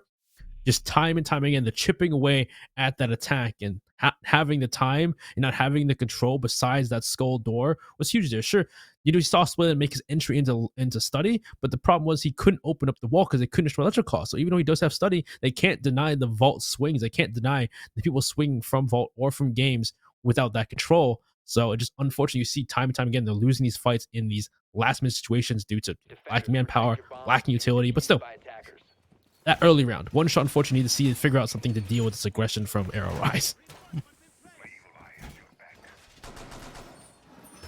On this side in particular, it wasn't aggression from Aerial Arise that kicked things off. It was Storms blowing a nade up in his face. Unfortunately, that kicked things off on a bad note for One Shot to start out. Trying to clear down below, they didn't find too much success. They could only open one panel on the triple wall inside of Statuary, and then beyond that, Aerial still seemed to firmly have a grasp on the round through and throughout, with again CZ on the roam being a big problem. The last round might have been the one where... Actually, no. The kitchen one was the one where he had the least impact. But in terms of round Aerial has won, yeah, the trophy one might not have been all that crazy. He didn't get a kill. But he was just sitting inside a living room the entire time, and as the attack tried to scramble to push up Astro, they couldn't do it because, well, guess what? He was there. They were worried about him. Yeah, I don't know. When they finally took him down, there was like a minute left, and that was when they started trying to hightail things and, exercise that push. But CZ, once again, pre-firing onto Quartz, he's taking damage at that bicycle window, but nothing crazy. But again, he's still on the roam. He's still being that menace to waste time and force, One Shot not be able to make too much movement on this map. So we'll see if this time they can clear out him quicker. Maybe take the control quicker, because last time they spent so much time just sitting and dining. There wasn't much movement elsewhere. There wasn't much control being taken by them. That's a head, maybe? No, it's not a head. I don't know if it is or not, but it looks like somebody's just pre-firing Quartz there. It looks like they're getting aggressive at this window. But so far from One Shot, we need to see them try to accelerate this attack so they actually take control faster, or at least do things tandemly. Just, do things, 2 things at a time. But so far, is it Electric Claw on that wall? Did they just destroy it? Well, it does mean that Wimpy, if he wants to continue electrifying that wall, he's going to have to throw a new one on there, but it doesn't appear he could still do it. You have time? No, instead. They're focusing on the impacts this go around, and, well, he still has the Electric Claw to put on if the impacts run out, which they most surely will. Storms, in fact, will likely get that kill. Oh, no, it's robbed from him, if anything. Only 1 HP. Sod with no impacts, though. He'll pull off, finally, and Wimpy will put that Electric Claw back on, and we're still at a 5v5. Well, let's see so far. It looks like Quartz and Keel looking to push into bathroom, but again, these grenades trying to destroy Electric Claw. We'll see if somebody gets on the Astral window this time, because I think last time there were some movements, and Quartz with the first pick, though, from the bathroom, taking the one member inside of Astro, but there's still a member on the Astral stairs. Nobody on the Astral window, so people can still rotate back in Astro from Trophy. He's expecting someone to come behind him. He's expecting someone to go to the flank. It looks like there is a bit more push for this player, and there is the grenade to push him down. This is going to be big. Can they push off this kill and get control? Oh, they most certainly can. They're weary of Courageous Carl at their back, and CZ, who's on site this go-around, a bit of a change of pace for him. It's all left up to him and Saad to win their map pick, or try and... That's incredibly annoying, gonna be honest. Thankfully, it stopped. There's also intel on Slippery's position, but what can they do in a 2v5? Not all that much. A flawless for one shot to end it out as they win their opponent's map pick 7-4. To answer your question, Benny, I don't know what that sound was, but I'm glad it stopped pretty soon. Yeah, I heard that That too. would have been annoying. What am I listening? There's like the glitches when like the gun keeps firing. That's what it sounded like to me. I'm like, what the heck am I listening to? But either way, great round for one shot, but still, it showed their weaknesses though. That was a match where we saw ARIAL Rise slowly but surely making their comeback. 7-4. Well, it was a 5-1 half. 7-4 is definitely different from what I expected in the end. But still, great job from ARIAL Rise. At least they had some spunk and some spice in them to bring it to ARIAL Rise. I know it's ARIAL Rise to one shot. But hey, we're going to one shot's map pick next to Cafe. Can they keep that up?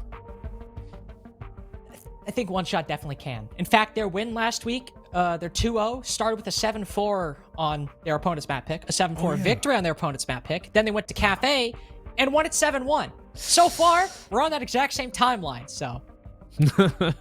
Not saying, it's obviously, it's not going to happen. Yeah. It's not guaranteed, but you get the point I'm making. They've been here before, like, literally a week. In fact, I think literally a week ago. I think be wrong. We were casting it, we were casting it too. It might have been last Tuesday, so...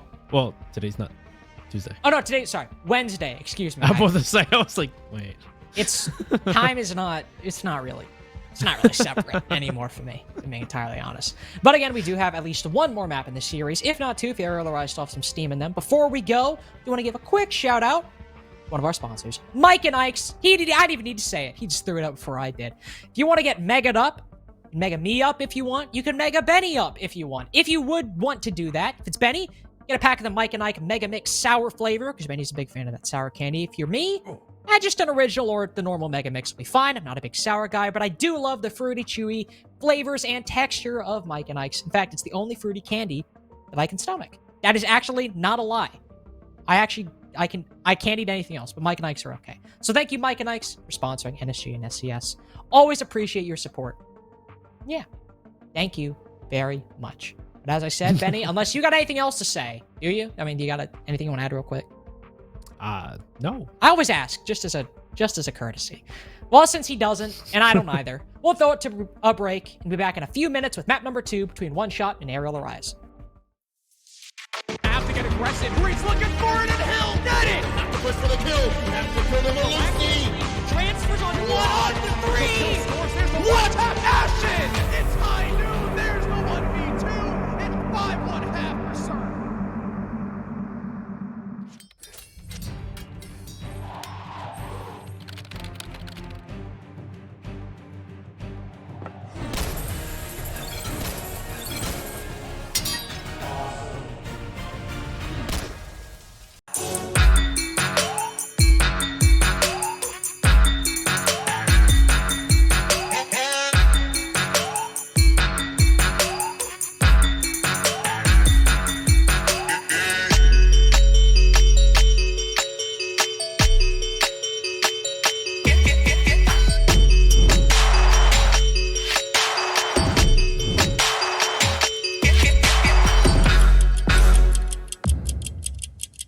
Welcome to the NerdStreet Winter Championships, featuring SCS6, a yearly open tournament series hosting the best players and teams North America has to offer, culminating in a community favorite, the Pro-Am. So let's discuss format. During the Winter Champs season, SCS6 will consist of 2 stages, where each stage begins with 2 open qualifiers. Once Stage 1 is complete, there will be an additional tournament offering 1 more qualification spot prior to Stage 2. Through participating in SCS6, players will acquire leaderboard points and cash prizing. The winning teams from Stage 1 and 2, as well as the additional tournament, will qualify for the Pro-Am. The top 2 teams from the leaderboard will also qualify. As we approach the end of the season, the final qualification spot will be determined through a last chance qualifier. The Grand Finals of the Winter Champs SCS6 will feature the return of the Pro-Am, where the top amateur teams have an opportunity to define their talent against the North American Pro League. But in the end, only one team will be crowned Winter Champs.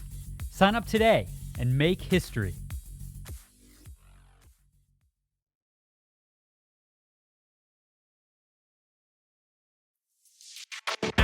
aggressive. Breeze looking for it, and he'll get it. Have to push for the kill. You have to kill the Malusi. Transfers on 1-3. What a passion! It's high noon. There's the 1v2. It's 5-1 half for Sir.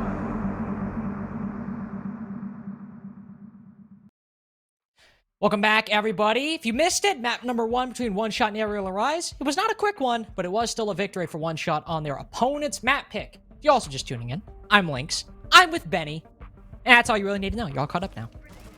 Easy peasy. But yeah, that was a round where One Shot started their half 5-1, looking great. But Aerial Arise, great spunk in them. They shown to One Shot that we're not playing around. They brought some rounds back. They made it a 7-4 at least, but still, like, Lynx talked about before the break, this is kind of a similar historical timeline to last week's game against Nocturnes, where it was a 7-4 on Nocturnes map pick, and then they 7-1 them on Cafe, the next map pick, which is what we're going to. You used the word spunk not once, but twice in the past 5 minutes. Well, I was reading the same sentence I said before the break. I know, but like, I guess you're going with the recap theme, but Yeah, it's the just recap thing. spunk is not a word I hear often. Well, I won't Sticks say out after of this my broadcast then. Fine. I didn't say that. You can say whatever word you want. I'm not gonna like be all authoritarian. Okay, you can't say and be like, whatever you I can't want. say spunk. Nah, it's fine. But yeah, as Benny said, I mean, basically hit the nail on the head. We're in very familiar territory for One Shot, both in the score line going into map number 2 and the actual map number 2 as well.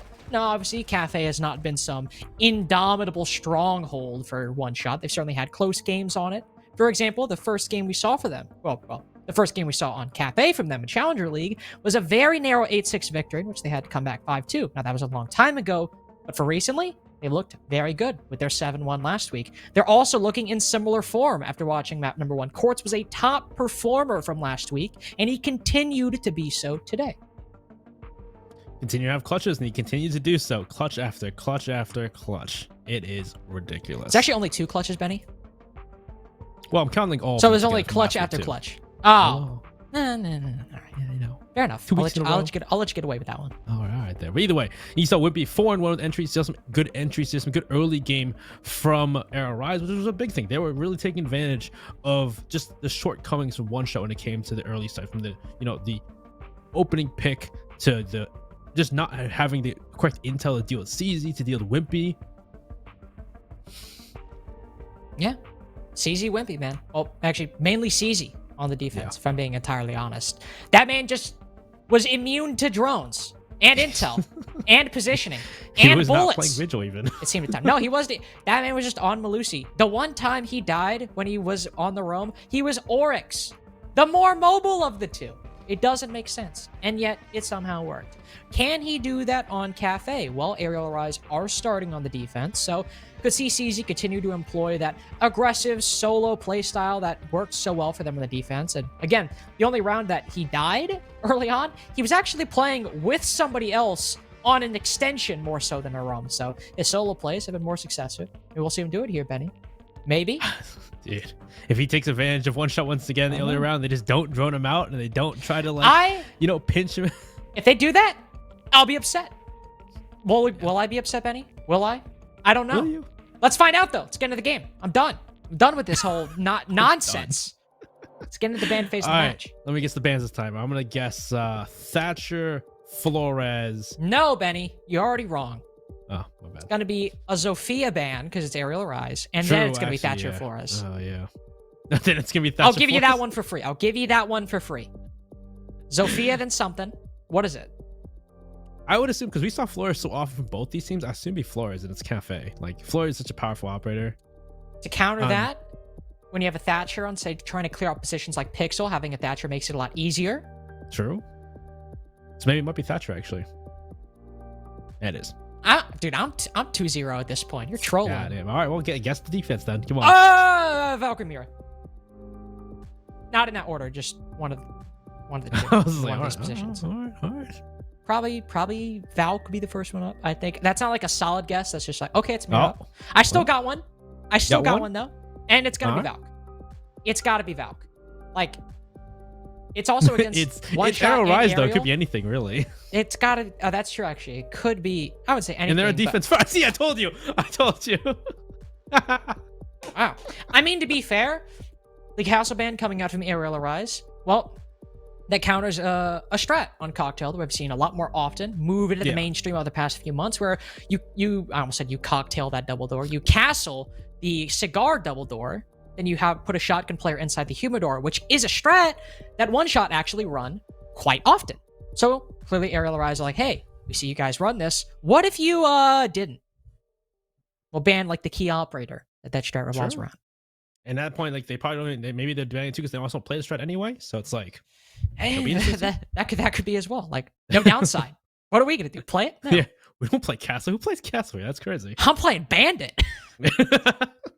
I'm playing Bandits. Who plays Castle? What do you think Saad's application of the Bandit will be on Cocktail? Wait, isn't Kaid available? Why are they bringing the Bandit? What are you thinking? So, I will say usually people don't go downstairs anyway, so I guess either way it's a grenade anyway, so it doesn't make a difference at that point. Yeah. But Kate's just you gotta. Oh, sweet. Well, all right. Back to our faces. Gotta turn my ring light on again before the round even starts. Boom! Smoked. Great Carl just smoked his teammate. Well, as you can tell, you have a cursor bug. No, I don't have much else to say other than that. Well, at least we can let's see. So we can talk about the operators, I guess. That is true, actually. We have more than we could talk about with the previous. Yeah. Not really a pause. Our observer crashed, so a little bit different. So they go on the top floor. They're bringing a Bandit. They're bringing the Valk too, because Valk's available. So it's gonna be interesting to see how aggressive they play. Oh, is that all? I don't know. I was counting all the things you were. Oh. Yeah, I didn't know what the 3 was there. I was like, oh, no. You were like, you said Bandit, you said Valk, you said something else. Bandit, Valk. Bandit, Valk. What else do they have actually? I was going off what you said, man. I'm trying to think. Maestro. What does that do for you? Bandit, Valk. I have a Maestro and Cocktail. Maestro. Oh my. Crazy. Jaeger. There you go. I actually remember if that was actually the 5 or not actually. You're just making it up now? I'm just making it up now, yeah. Listen, we know there was a That Zofia, Mira, Castle ban. So, we know that. We know probably what the defensive lineup was, because Benny just named it. Or named a defensive lineup. Every time Benny talks, he's always like, I don't know. And I'm like, well, I don't know either. I didn't say it. It was funny too, because you almost gaslighted yourself the previous game too with that, with the way you were talking. Yeah. This is what it's like. This is what it's like commentating with Benny. Is it's just like, I think this, and Benny's like, no, you don't. It's actually this. And I'm like, Benny, do you even know what I'm talking about? He's like, no. Like, you were talking? You were talking? No, you didn't do it. Oh, my bad, I guess. I mean, from what we've seen so far, it's looking like a pretty... Whether or not Benny got the lineup 100% correct, he got it mostly correct, and I could say that with pretty much 100% certainty. So we know generally what Aerial Arise are going for, and it looks like a pretty stalwart hold of Pixel with the Jaeger and the Wamai on the board, or even just a Jaeger, or just the Wamai on the board. None of the operators on the lineup have a shield.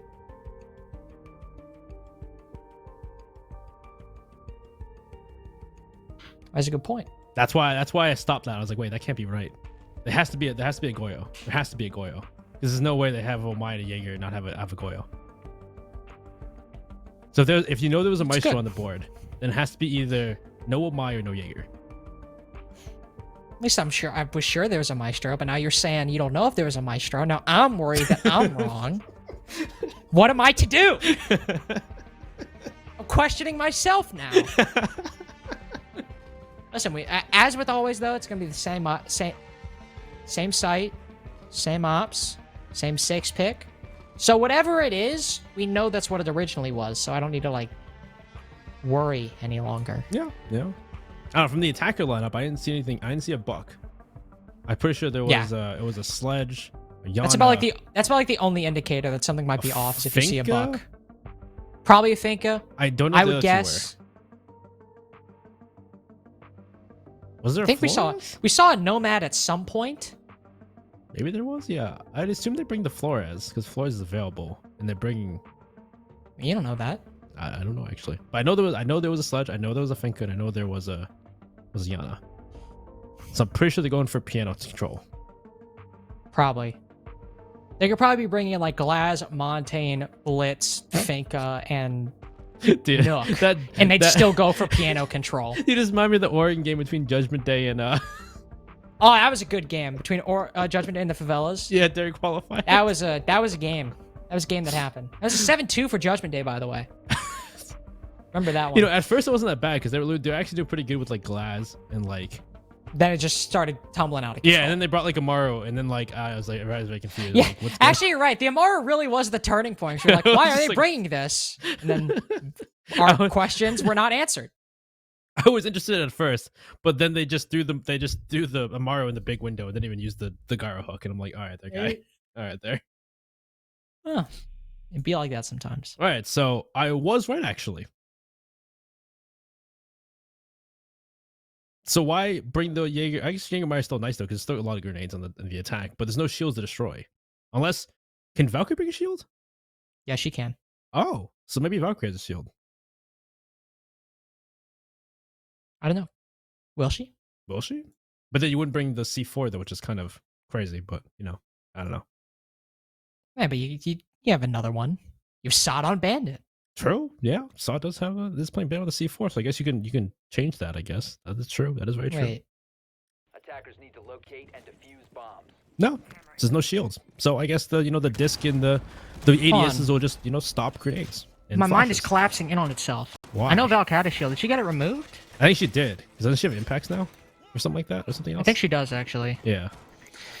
Dude, ever since I got back to university, everything's just going out the window. You It's say it's just stupid. like Also, Valve's banned like 99% of the time. I could be casting, and then halfway through the round, I start like reciting something I read about like utilitarianism. That's like my world right now. Well, I guess if anything, the bandit plus the Y From Jaeger one at track least to make it the so they other. can't grenade the bandits off the wall 5 seconds. to without go. wasting a lot of utility. I assume. I mean, yeah, Attackers must you can still hold these walls pretty well. You have the evil eyes inside. Also, see if they push up. Yeah. So it's just not extending as far out. Say my that God. Wimpy might send himself out of a window, He's depending looking on how like this he's gonna goes. do it, but hey, at least Nah, they found okay, the he's cam. not. Fortunately, Benny, Wimpy's not gonna send himself out of a window. Yeah, that was pretty crazy. That's a pretty great shot off the 90 window, though. That was a pretty crazy shot. Saw's looking to C4 somebody if they open up this new hatch. It looks like it should not- be It's not the storms. map anymore. Oh, well, you just open it for them. I feel like that C4's tried so often now that's like sledges literally just wait to see if you're gonna do it. Like at that point, if you're gonna go for that C4, will you just open the hatch beforehand? Like have someone shotgun it open, and then you hear the repel and just throw it, We've seen teams do that. or based off of Valcam if you have a Valcam on the roof. Oh, the Valcam got shot, didn't it, Benny? Well, that was the one on the far side. You So can they throw one. can't.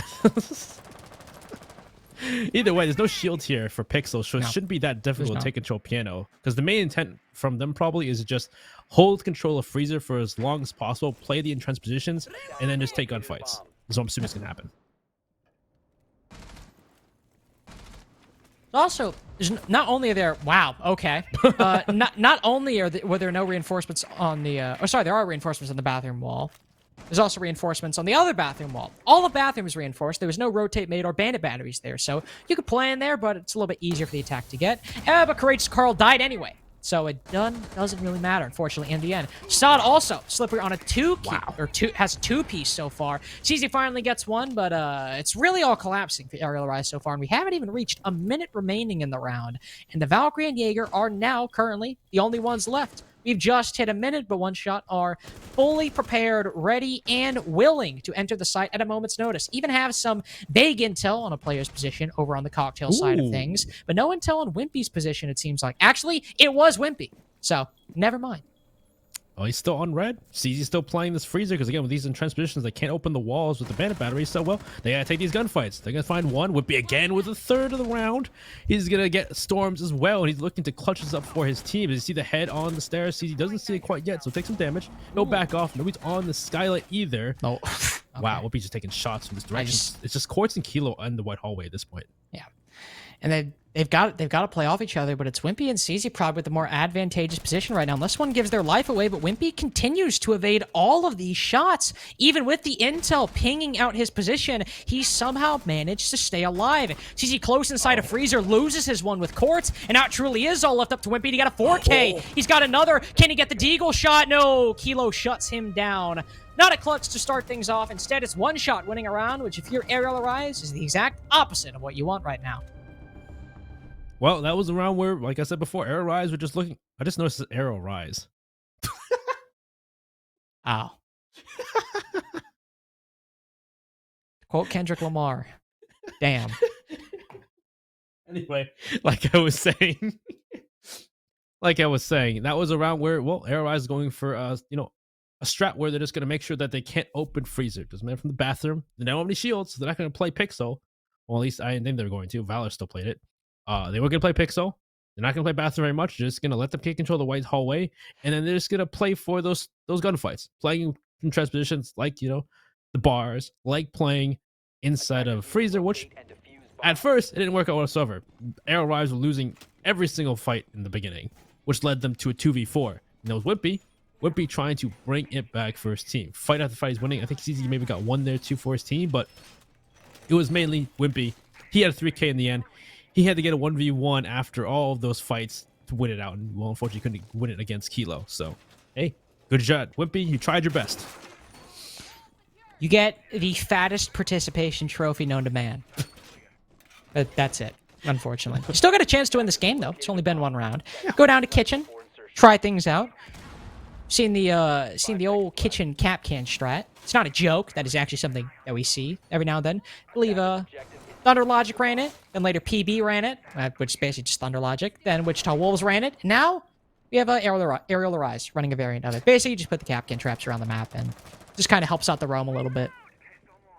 That was too, because if you waste enough time in the roam and they go for that rush at the end, because they've, we've seen One Shot had very lengthy attacks in the previous map. If they can just exploit that even more here, and they do have to rush into sight, rush later on, those Capcan traps could be, the decider at the end of the round right there. But hey, we'll see. One Shot looking to clear this roam as they're droning upstairs, and we have both rethinking it, saw it upstairs. Rethinking to see a drone jump right in his face. He's probably going to see destroy it, and well, we'll see if they can actually pinch him out, take him out, deal with him upstairs. C4 thrown onto the windowsill, doesn't get a kill, just blows up the barricade. And now Rethinking is in an unfortunate position. Often we see players try to put themselves around that stage, and with how many windows there are around him, we think it's going to have a difficult fight to try and work his way out. There's one player on the window, and I believe another player also about to be on the window, and then there's Storms outside the door. So all of the things I just mentioned, yeah, that. So as Slippery goes to jump in, he just, okay, that was not the solution I thought we'd see. Storms does trade him out, and Quartz gets another, and with one player currently sitting inside of Pixel, this could be a 4v2, despite the sloppy entry and roam clear by One Shot so far. Active intel in his position and CZ2 on low HP. Never mind, he gets a kill right as he pulls off, and Storms can't land the shots. He lands one through the wall to put CZ even lower. This has been far more successful than for Aerial Arise than it had any right to be. Wow, yeah, this is just, there's no utility prep here. There's nothing really aiding the roam, but they're working so well off of it, off that aggression, off of the mistakes made by One Shot. And so at this point, those defenders could return to site. We still see Quartz, inside of reading, low HP, trying to lurk around so we can find something. CZ's been finally droned out. So if they get the kill on the CZ, that's good to put them in a good position going into the execute. But again, with time dwindling, CZ, if he just wastes more and more time, Flash comes out to even get a pick onto the person to his left, and he somehow just evades the shot still, and he does get the kill on his Wayland. Oh my Can he Lord. get the second one too here on Storms? Looks like he doesn't know, but he just wastes time. He just wait. It literally doesn't matter. It's 40 seconds left and the attack has not left the third floor. Like, oh god, CZ's dead. It's a 2v2 and One Shot haven't even touched the second floor. They have Storms and just Storms who can open up that floor, but you can't do that with 30 seconds left. CZ is the MVP of this round. He didn't even need to get kills. he just survived up there for as long as he did, he would have still won the round for his team. Now Storms and Courts are left to push down, which, again, to be fair, it is a 2v2. All they need to do is get 2 kills, and that's what separates them between going up 2-0 and things evening out 1-1. Storms will throw in an A to see if anybody's playing deep inside of B side, doesn't find anybody there. Carl misses his shots, and Courts, in fact, gets Wimpy, but then puts a bullet in the back of his teammate's head. That's a shame, too, because, well, that might have just been winnable if he didn't do that. It happens, I guess it happens, you know? You're trying to walk through a double door, and you look left, and one person looks right, and you're trying to take your fights, and, you know, things happen. But still, again, one-shot mistakes being exploited time and time again. We saw Slippery jump in the window. We thinking we'll take that fight. He'll win that fight. Sure, you did see 2 picks from one shot to bring it back, but CZ, he gets 1 pick, someone out the window, because again, I'm not sure if they drone Pixel, and then from there, CZ stayed upstairs for the rest of the round, pretty much. There was like 40 seconds left, and he had gotten a second pick on top of that. He just left it to a 2v2 at that point, with only 30 seconds for the last 2 members to try and rush into sight. Difficult things to do. In one shot, again, their weaknesses are being shown here. I don't know if these weaknesses can be shown during SI, but Attackers need to locate and defuse as many bombs as they can. Hopefully. Sorry. Hopefully not. I just didn't say the second word there. I meant hopefully not. Not preying on their downfall. yeah. To be fair, again, Benny, as we said before the show started, they do have SI quals coming up. Yeah, I guess. But at the same time, you know, that excuse only goes so far. It only goes so far.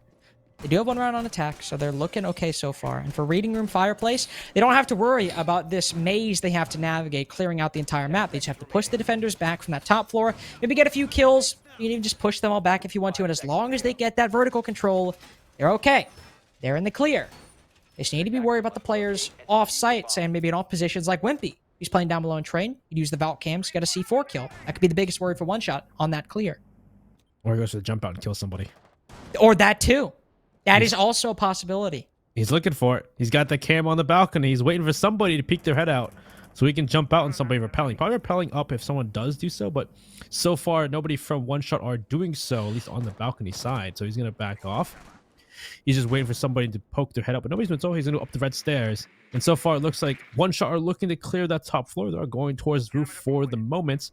And like Link said, if they can take that top floor control, it doesn't matter if there's 40 seconds left. If Storm is still available, he's still alive, and they can tear that floor up, push those defenders out of reading or kill them. That's not so easy, but it's usually a surefire way to get that round. But again, depends here. It's can they actually clear these roamers? As so far, again, we've seen these slow attacks from one shot time and time again.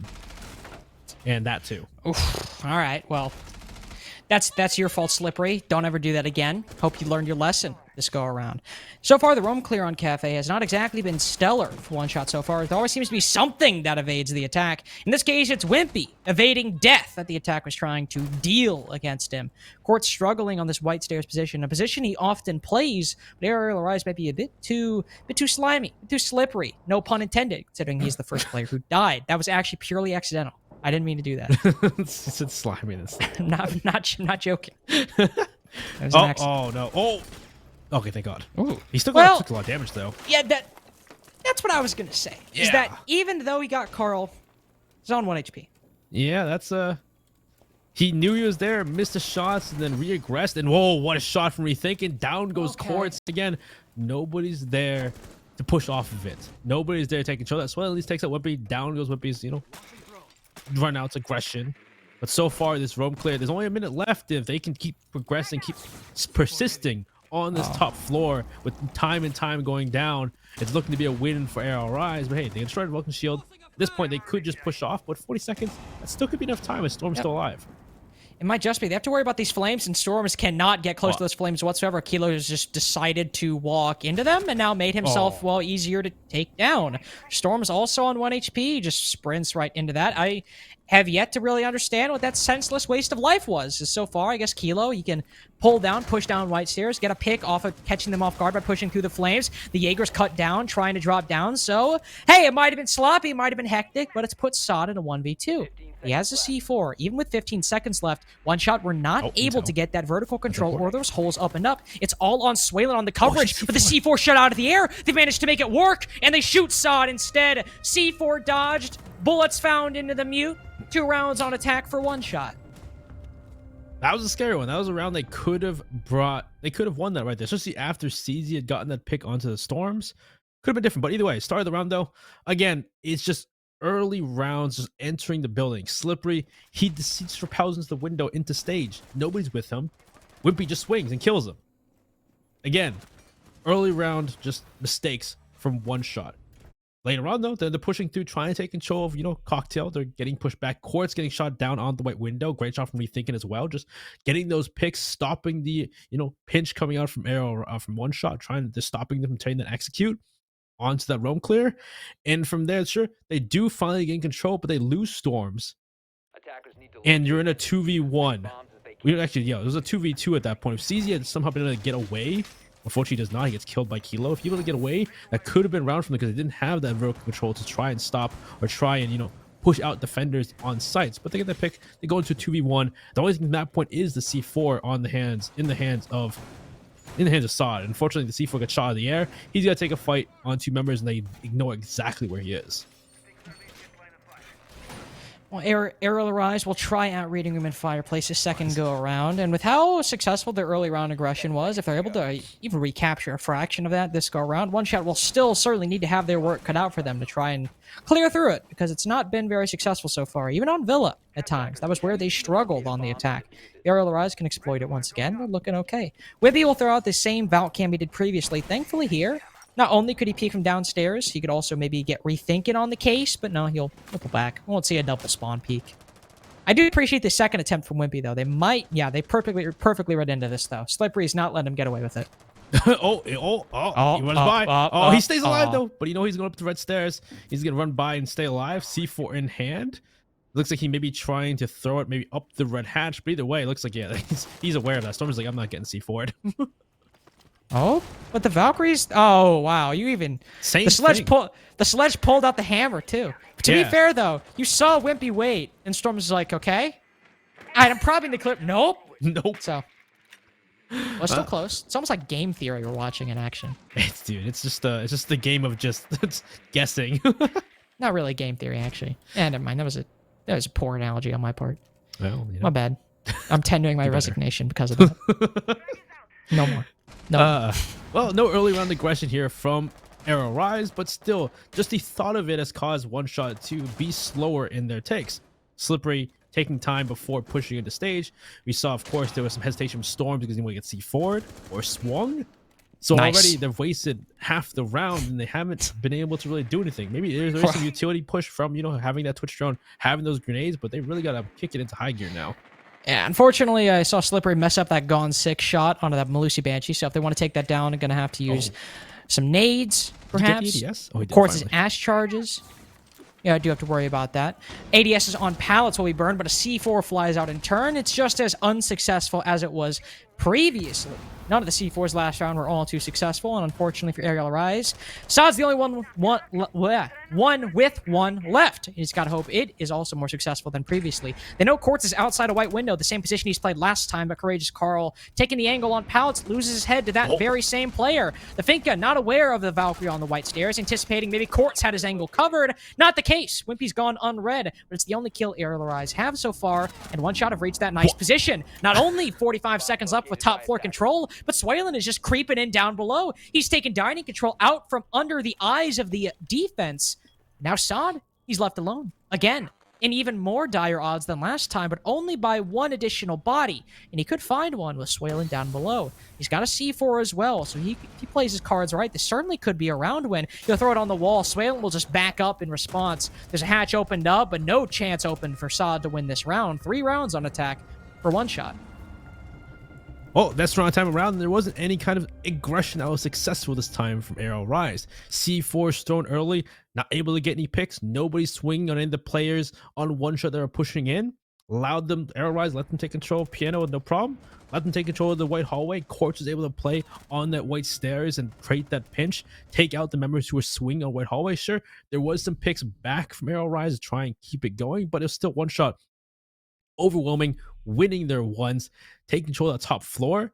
And then also gives, because they had, they didn't lose anybody early, that allowed for people like Swaylin to then play inside of Train, to play for a lurk role, because they have the manpower, they have the personnel available to do so. So he gets a pick on somebody rotating out of Fireplace, leave Saw in a 1v4.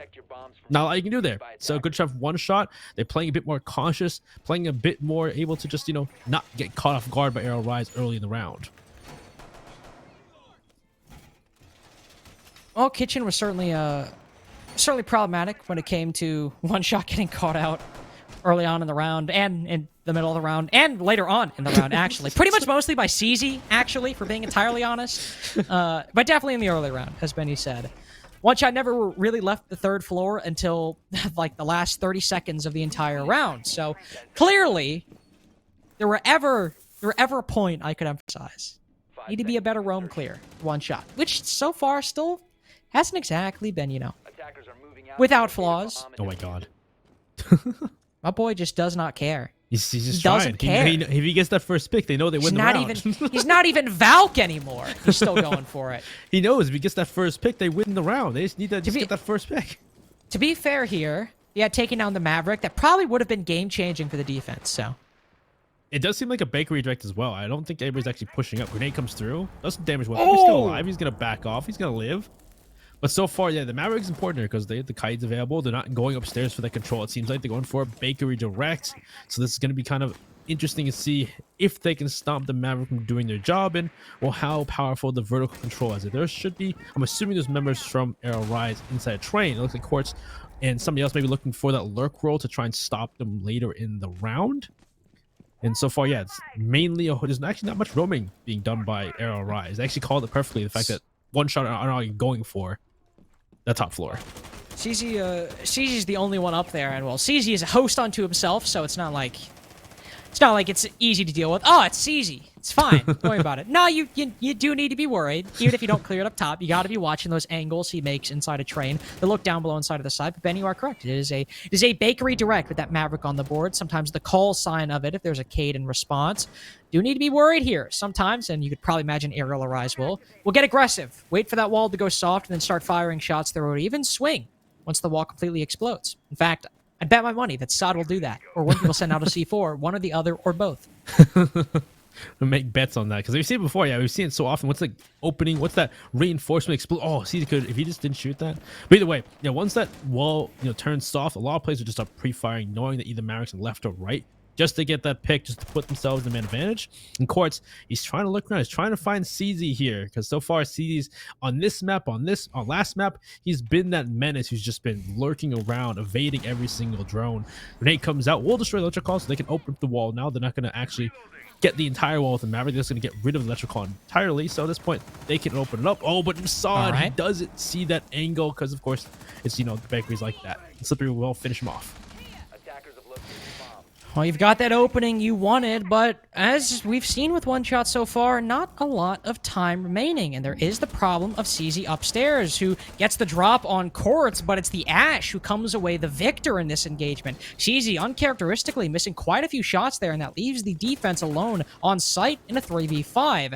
Now the attackers start pushing on in through that wall, pushing in through prep as well. But it's not like they aren't pushing in through choke points, as Ariel could very well pick up a couple kills as they move on in. The Maverick's going prone. They might have intel in his position, but I believe it's actually Kilo with the bomb going down.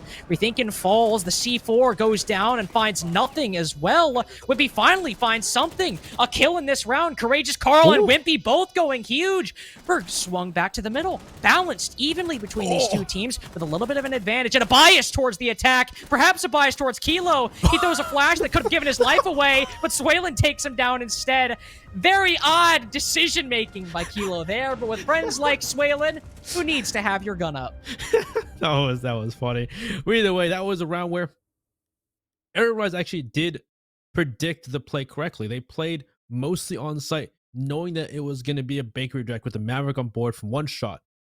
But unfortunately, some things happened. Sod getting picked off first. He's trying to find an angle, trying to cut someone off guard while they're opening that wall. Unfortunately, well, that angle is kind of small, and he's lying down looking kind of on the top side, and allows someone to then get a shot at him from somewhere else. And that leaves them already losing a member. And on top of that, CZ unfortunately not able to find anything on that roam. He was then cut off, just playing cat and mouse with Quartz, and unfortunately the cat there was Quartz. He wins that fight, leaving 3v5 on site. And from there, it's just the fact that they can walk on site, they can crawl the way into site, get that plant down, force the defenders to start taking fights, and well, they lose most of them. Unfortunately, until Wimpy though. Wimpy, once again, trying his utmost to keep their team in the round, and he tries time and time again, but has not been able to do it. This time, I'm feeling it. I've got a feeling. It's the last round. Wait, half. you don't? Last round is his last chance on the defense to clutch for his team. I believe. I know you don't. I know you're a hater right now. I know you're preying on his downfall. I can feel it. It's palpable. I'm not gonna let it stand. He's got this. Yeah, he's inside right now, so he's actually. Wait! No, I'm silly. It's the window right here.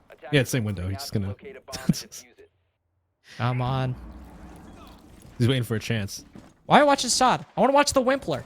The wimp dog. There you go. The Wimp Dog. What's he doing? He's the same thing. So you got the cam on the wall. He's looking for a chance to jump out on somebody. Ooh, threw it late this time, Benny. Oh, are they gonna see it this time? Oh, maybe not. Oh, he's trying to turn it so they don't see it. Oh, they shot it. Ah, they shot it. They shot it. Well, Benny, I was wrong. Like to apologize. Clearly, I misjudged. Oh my god! It looks like it's also hey, at least this time it's a different strategy from Arrow Rise. Not going well. Yeah, would be. All right. Well, I was way off the mark with this one, guys. At least it's a different strat than not going for the bandit, not trying to just keep that that entire freezer closed.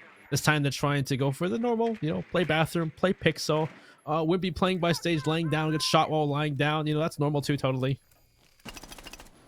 Yeah, it happens. CZ, unfortunately, in this position, maybe if it was a 5v5, he'd be able to get a little bit more aggressive, but now, likely should probably play a little bit more conservatively. Not just, completely not try to fight for his life, but does need to be careful he doesn't make this a 5v3. Courageous Carl almost very narrowly finds himself to be that second victim of one shot in this round as a Goyo shield explodes in his face, but it only takes half of his HP and damage that's incinerated away from him. Well, using the Twitch Jones well, and the head peeks out. CZ will take that one off. Great shot from CZ, and Slippery once again.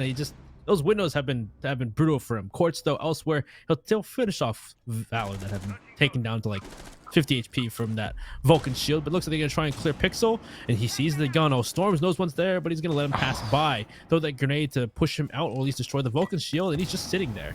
CZ still waiting for a chance to kill. He's taking heavy damage from Vulcan shield. He's gonna back off to the bathroom as rethinking elsewhere. Does take Quartz in a refrag. And now we're back to a 3v3. CZ somehow managing to evade death from utility, bullets, all sorts of things, and worked his way into bathroom. I can already foresee him probably getting a pick here, just based on sheer vibes and watching CZ play. I can just feel it. I feel it happening. Rethinking as well, might find a second on this long angle from Freezer, but he's in a bit more of a tricky position. I don't believe Storms has any nades left though, so doesn't have to worry about that. But One Shot do have a lot of the necessary utility to run into this site, smoking off the Freezer angle, but now it's a lot different. Sod's able to rain shots all the way down long bar on the cocktail as well. Storm is the only one left. Rethinking gives himself up, not aware of the sledge pushing that far in. It's a 1v1. Sod has pulled all the way back onto pallets, and Storms cannot go for this plant. Odds are he can't. He might go recover it, but he'll try to take the fight. Could catch Sod reloading. He's mid-reload. He pulls back, and Storms wins it out. 5-1 half for One Shot, as Sod was unfortunately caught lacking at the worst possible moment. Wow, that was at least. Hey, early round though, we saw from Arrow Rise, they weren't playing for that aggression. The Wimpy was. He unfortunately gets picked off due to some crazy positioning. But they waste a lot of time. Again, One Shot have been victim of that slow early round, trying to take the control, trying to deal with utility. They do though push back. They do try and take that control, push back those members inside of Pixel, but it doesn't come without a cost though. Losing 2 players early, putting in a 3v3, and then trying to find something to push off of because they don't have the utility to push through Whitehall to really take control of Freezer. So they try to then smoke off, try to push into bar, but one player gets picked off. They're in a 2v3 at that point. Kilo's able to get into cocktail bar though. He takes one for his own. He makes it a 2v2. And then from there, though, Hilo does get finished off by Sod on Alda. And then at that point, it's Sod and another player against Storms. And Storms, they're able to worm his way, get one pick on Rethinking, trade that back out, and then put a 1v1 with Sod, 10 seconds left, bring around the corner, win that fight despite against the Alda. Really, I thought that Sod would have that, but sometimes it happens. So good job to them again. We end on a 5-1 half once again, just like last map. Now one shot, get the advantage of the defense. This is the, well, you said, just like last map, went up 5-1 on defense. There was their attacks that were the most problematic. Here? Now? Now if you're one shot, you are feeling absolutely fantastic right now, my friend. You are not worrying whatsoever. It's not entirely true, obviously. They could still lose. In fact, mentioned that Parabellum game earlier. It was actually an attacker-sided cafe. So we've seen these levels of comebacks before in games one-shot playing. But again, it's coming off of how strong their defenses looked. I'm not too sure. Wimpy is on Blackbeard, though. Uh-oh. Uh-oh. That could change things. Uh-oh. There's also, you do have Sod on Maverick, so it could be more of a bakery direct. See how one shot managed to deal with that. Where is Wimpy going to go? Is he just going to put himself in a window and wait? Probably. I'm going to hedge a guess, say probably. Well, let's see what they do here. Is they're droning out bakery. Look to be bakery direct. Nobody's really playing for that control for the moment. They're just kind of waiting to see what happens. There actually isn't anything besides the mute when it comes to denial. So it's gonna be interesting to see if they can take control elsewhere. It looks like they're pointing for co-check, maybe pointing for trying to deal with these members adjacent of the bomb site, playing VIP, playing in co-check, playing in boots or whiskey. So far, the first step is just walking into bakery, clearing it out. And so far, nobody from one shots really cares about that so much. Yes. Surprise, surprise. Even the lowliest of us can break type. Blackbeard is not on a window. He's in the building.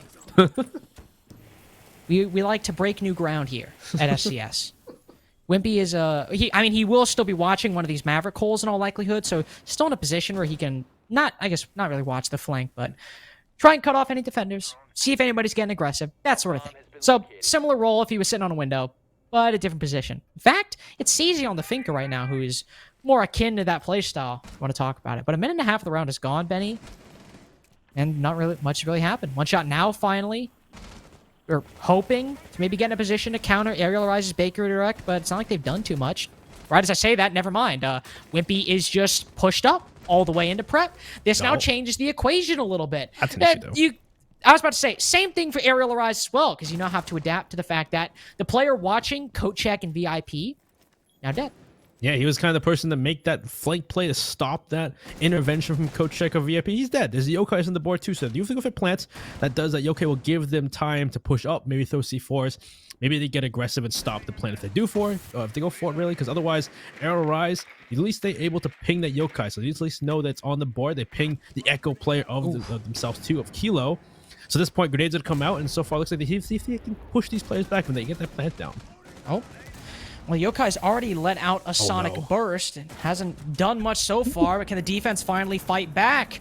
Or, well, continue the fight, I suppose. The attack needs to mount something, and, well, they're just sort of limping into sight, collapsing under the weight of what they have to do, the comeback they have to make happen, and nobody can live up to the task so far. Wimpy with a shield broken doesn't even get that kill. I was going to prepare to say finishes one off. He dies before he can get his one.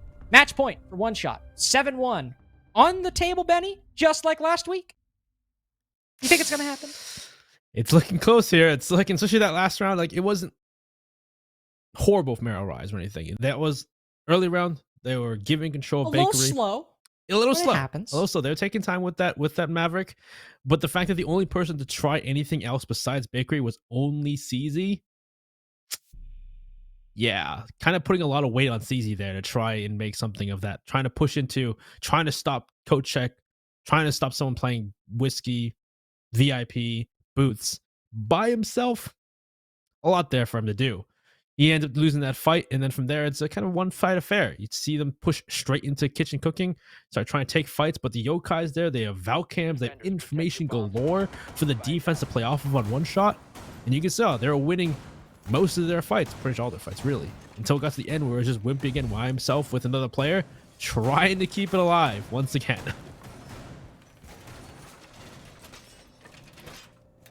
Well, it's not looking great for Aerial Rise. That's it. That's all. you think Whippy's gonna clutch one round? Just one? I hope. It's a good clutch is always nice. Yeah. Gets the heart pumping. Yeah. It's the mind racing. Corch did 2 of them. That was kind of cool. That was. Can Wimpy do 1? Can anybody do 1 for that matter? Well, the best solution is to not get in a clutch situation in the first place. Whoa, Aerial whoa, Arise? Whoa. That's what? Should I not have said that? Was that out of line? Don't say that. Sorry. From A, can we cut the stream? Can we go back about 20 seconds? Can we discard delay? Hey, I need a sensor. Where's our editor? I need a sensor of that. Always be in clutches. Be the last alive. Be that guy. Oh. Well, hey, once again, we're on Reading Fireplace, though, for first defense from one shot, and, well, the first step per usual, gain control of that top floor. We saw a decent one from one shot, a pretty good one from that second time. First time didn't go so well, but the second time went pretty well for one shot. So far, we'll see if one shot are going to get as aggressive like we saw from Aerial Rise. But so far, there's actually not as many members put on that top floor. Good intel for one shot so far. That's got to be a Rise. freebie. Yeah, hopefully they can kill him because they know he drops in the pillar too, but there's no way to cut him off. Too late. Ah. Unlucky.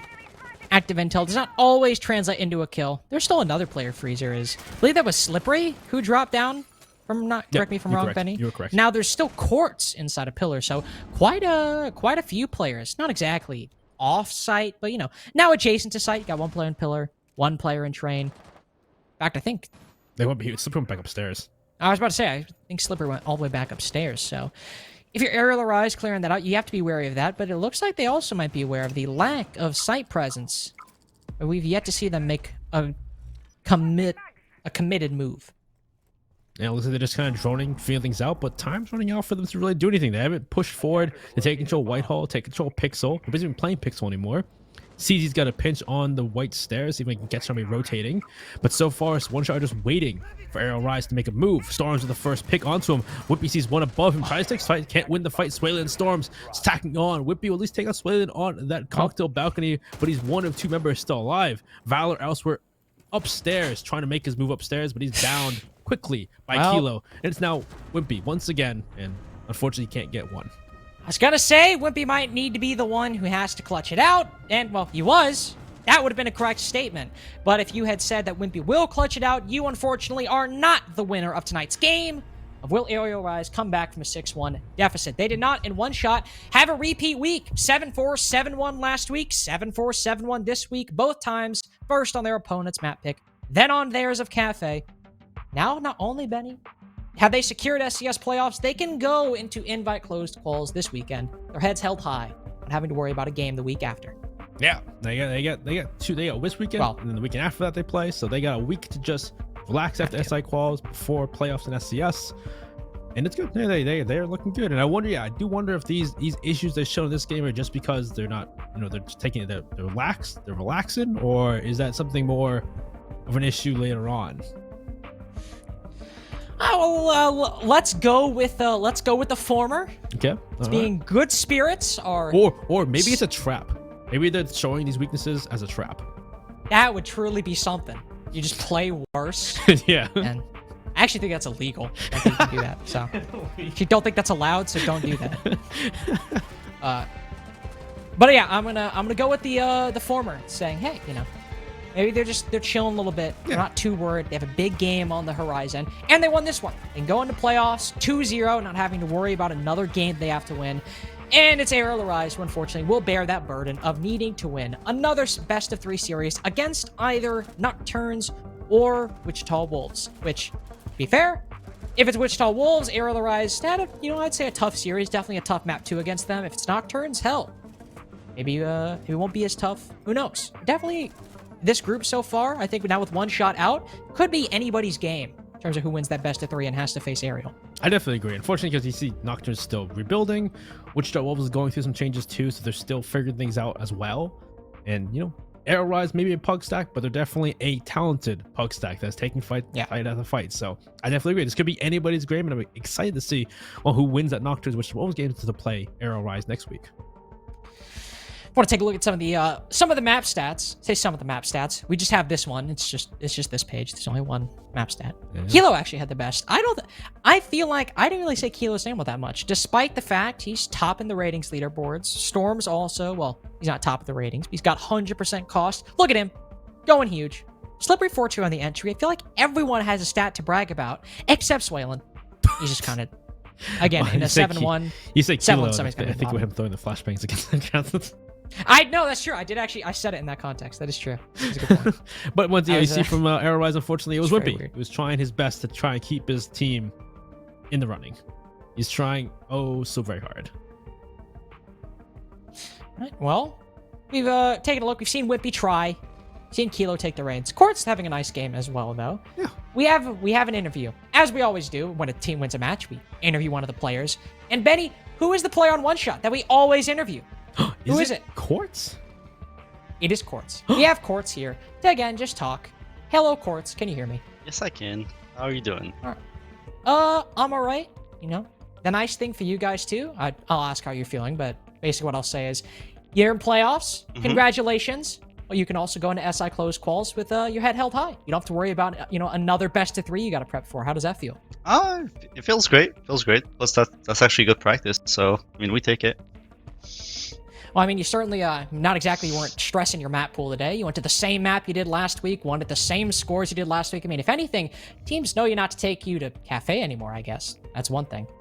Yeah. I guess I'll leave it at that. I don't want to say anything before close calls. I don't want to.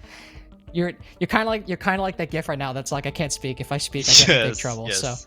So I won't keep you too long. But you have this. I mentioned it in the pre-show, and I feel like it's always what I talk about with One Shot. But you're one of, well, I guess no, Parabellum aren't a CL team anymore. You're the only CL team. You're the pride and joy of T2 going into close calls right now, and what could be, not to overstate it, could be one of the most important matches of all of your guys' lives. Just how does it feel? Just a couple days before, how you feeling personally, and how's the team feeling? The team's been feeling great. I don't think we're stressing too much about it. We don't have anything to lose, just everything to prove, I guess. It's more, I mean, we're playing against Mirage too, so that for me is kind of something personal in there. But yeah, I mean, we're all really relaxed about it. We're gonna do our best, and hopefully we can qualify. Well, I know we'll all be watching you when you get there. Just one final question for the rest of the SCS going forward. As you have made playoffs, you are potentially, they might get eliminated as they did lose their game yesterday. Your, I guess, rival, if you want to call it that, would be Wichita Wolves Academy. If they make it into playoffs, are they looking like a team to beat for an SCS so far? Is there any other competition that you're really eyeing as maybe an up-and-comer in Stage 2? I mean, obviously Dallas Vendetta looks pretty good. The new IF roster looks really solid. So I guess those two teams are really the most, I guess, scary team that we could say that we want to play against. But yeah, other than that, I don't think anyone else could beat us. Well, let's see how it goes when you guys get to playoffs. You're obviously there. Congratulations, and I know we're all looking forward to see how you perform against Mirage and hopefully further in close quals this weekend. So thank you very much, Quartz. I wish you the best of luck in SCS, but also this weekend especially. Have a good one, and I'm looking forward to see you play. Thank you very much. Have a good day. Is it kind of obvious, Benny, that I'm kind of excited for close quals? I think it was funny when you made that meme where you can't talk because you don't say anything. Well, that's what I feel bad. Is like I always enjoy talking to Quartz, but both these past weeks I'm like, I want to ask more specific questions, but I also don't want to be like, I would say it, but I'm playing Mirage in a couple days, so I can't really say anything. You have to say the very generic questions like, how are you feeling? Yeah, it's game? Like I want to ask him more, but I don't want to put him in a position to be like, I would tell you links, but I'm not. It's like those government officials. I can't say anything. Yeah. Yeah. As you can see, the map stats as well. Quartz 2 weeks in a row now, topping your leaderboards. I actually can't remember if he got first last week, but I know he was up there. He's been having a very, very good stage for SCS so far, and hopefully that bodes well going forward, because even those maybe swailing around without the leaderboard on this map, or on the last map, everyone putting up a very consistent performance, and as Quartz said, this is very good practice, and if their practice is representative of anything we can expect during close quals, we're gonna get a hell of a show from Mirage. I basically talk more about that. I'm so excited. I am very excited too. I want them to make it. I want them to make it far. I'm not gonna root for any team specifically, but I just want to watch SI quals this weekend. Oh boy, Well, That's gonna be so good. Well, anyway, again, we've talked long enough. That's our first series, done and dusted. Before we go, again, I want to shout out our other sponsor for SCS, Mavix Gaming Chairs. From I throw it up, you threw it up before I talked last time. So now you obey my will. They have the new M4 gaming chair, which is, it's not really new anymore. It's more so, it started to age. And by age, more like a wine. Started to gain flavor with time. And if you want that premium gaming chair, the M4, or anything else that Mavix has to offer, you can get them for low as $22.22 a month if you go to mavix.com/nerdstreetgamers. Or if you're a big baller, you can just pay it all at once. But if you're like me, and maybe Benny, I don't know, Benny could be rolling in dough for all I know. I don't have that kind of money. So it's nice they have that installment I'm rolling payment. in dough. Are you rolling in dough? Yeah, because I have a job right now and I live with my parents, so I just keep all the money. Well, a Mavix gaming chair would be perfect for you because you don't have to pay those installments. You can just lounge comfortably, pay it all in cash, you bring with a briefcase and buy it. But anyways, thank you all for watching this first series. I say thank you because, as always, Benny and I will now be bowing out, and we will have Crow and Jay's Wills, Jonah, you want to call him that. We can talk like that because we're friends. He's a pretty cool caster. You don't have that kind of relationship yet, Why didn't you unfortunately. call Crow by his first name then? We don't have that relationship, unfortunately. Still trying to break new ground with Harrison. But that's all for Benny and I this series. Crow and Jonah will be back in just a few minutes after this break with series number 2. Have to get aggressive. Breach looking for it, and Hill got it. Have to push for the kill. Have to kill them.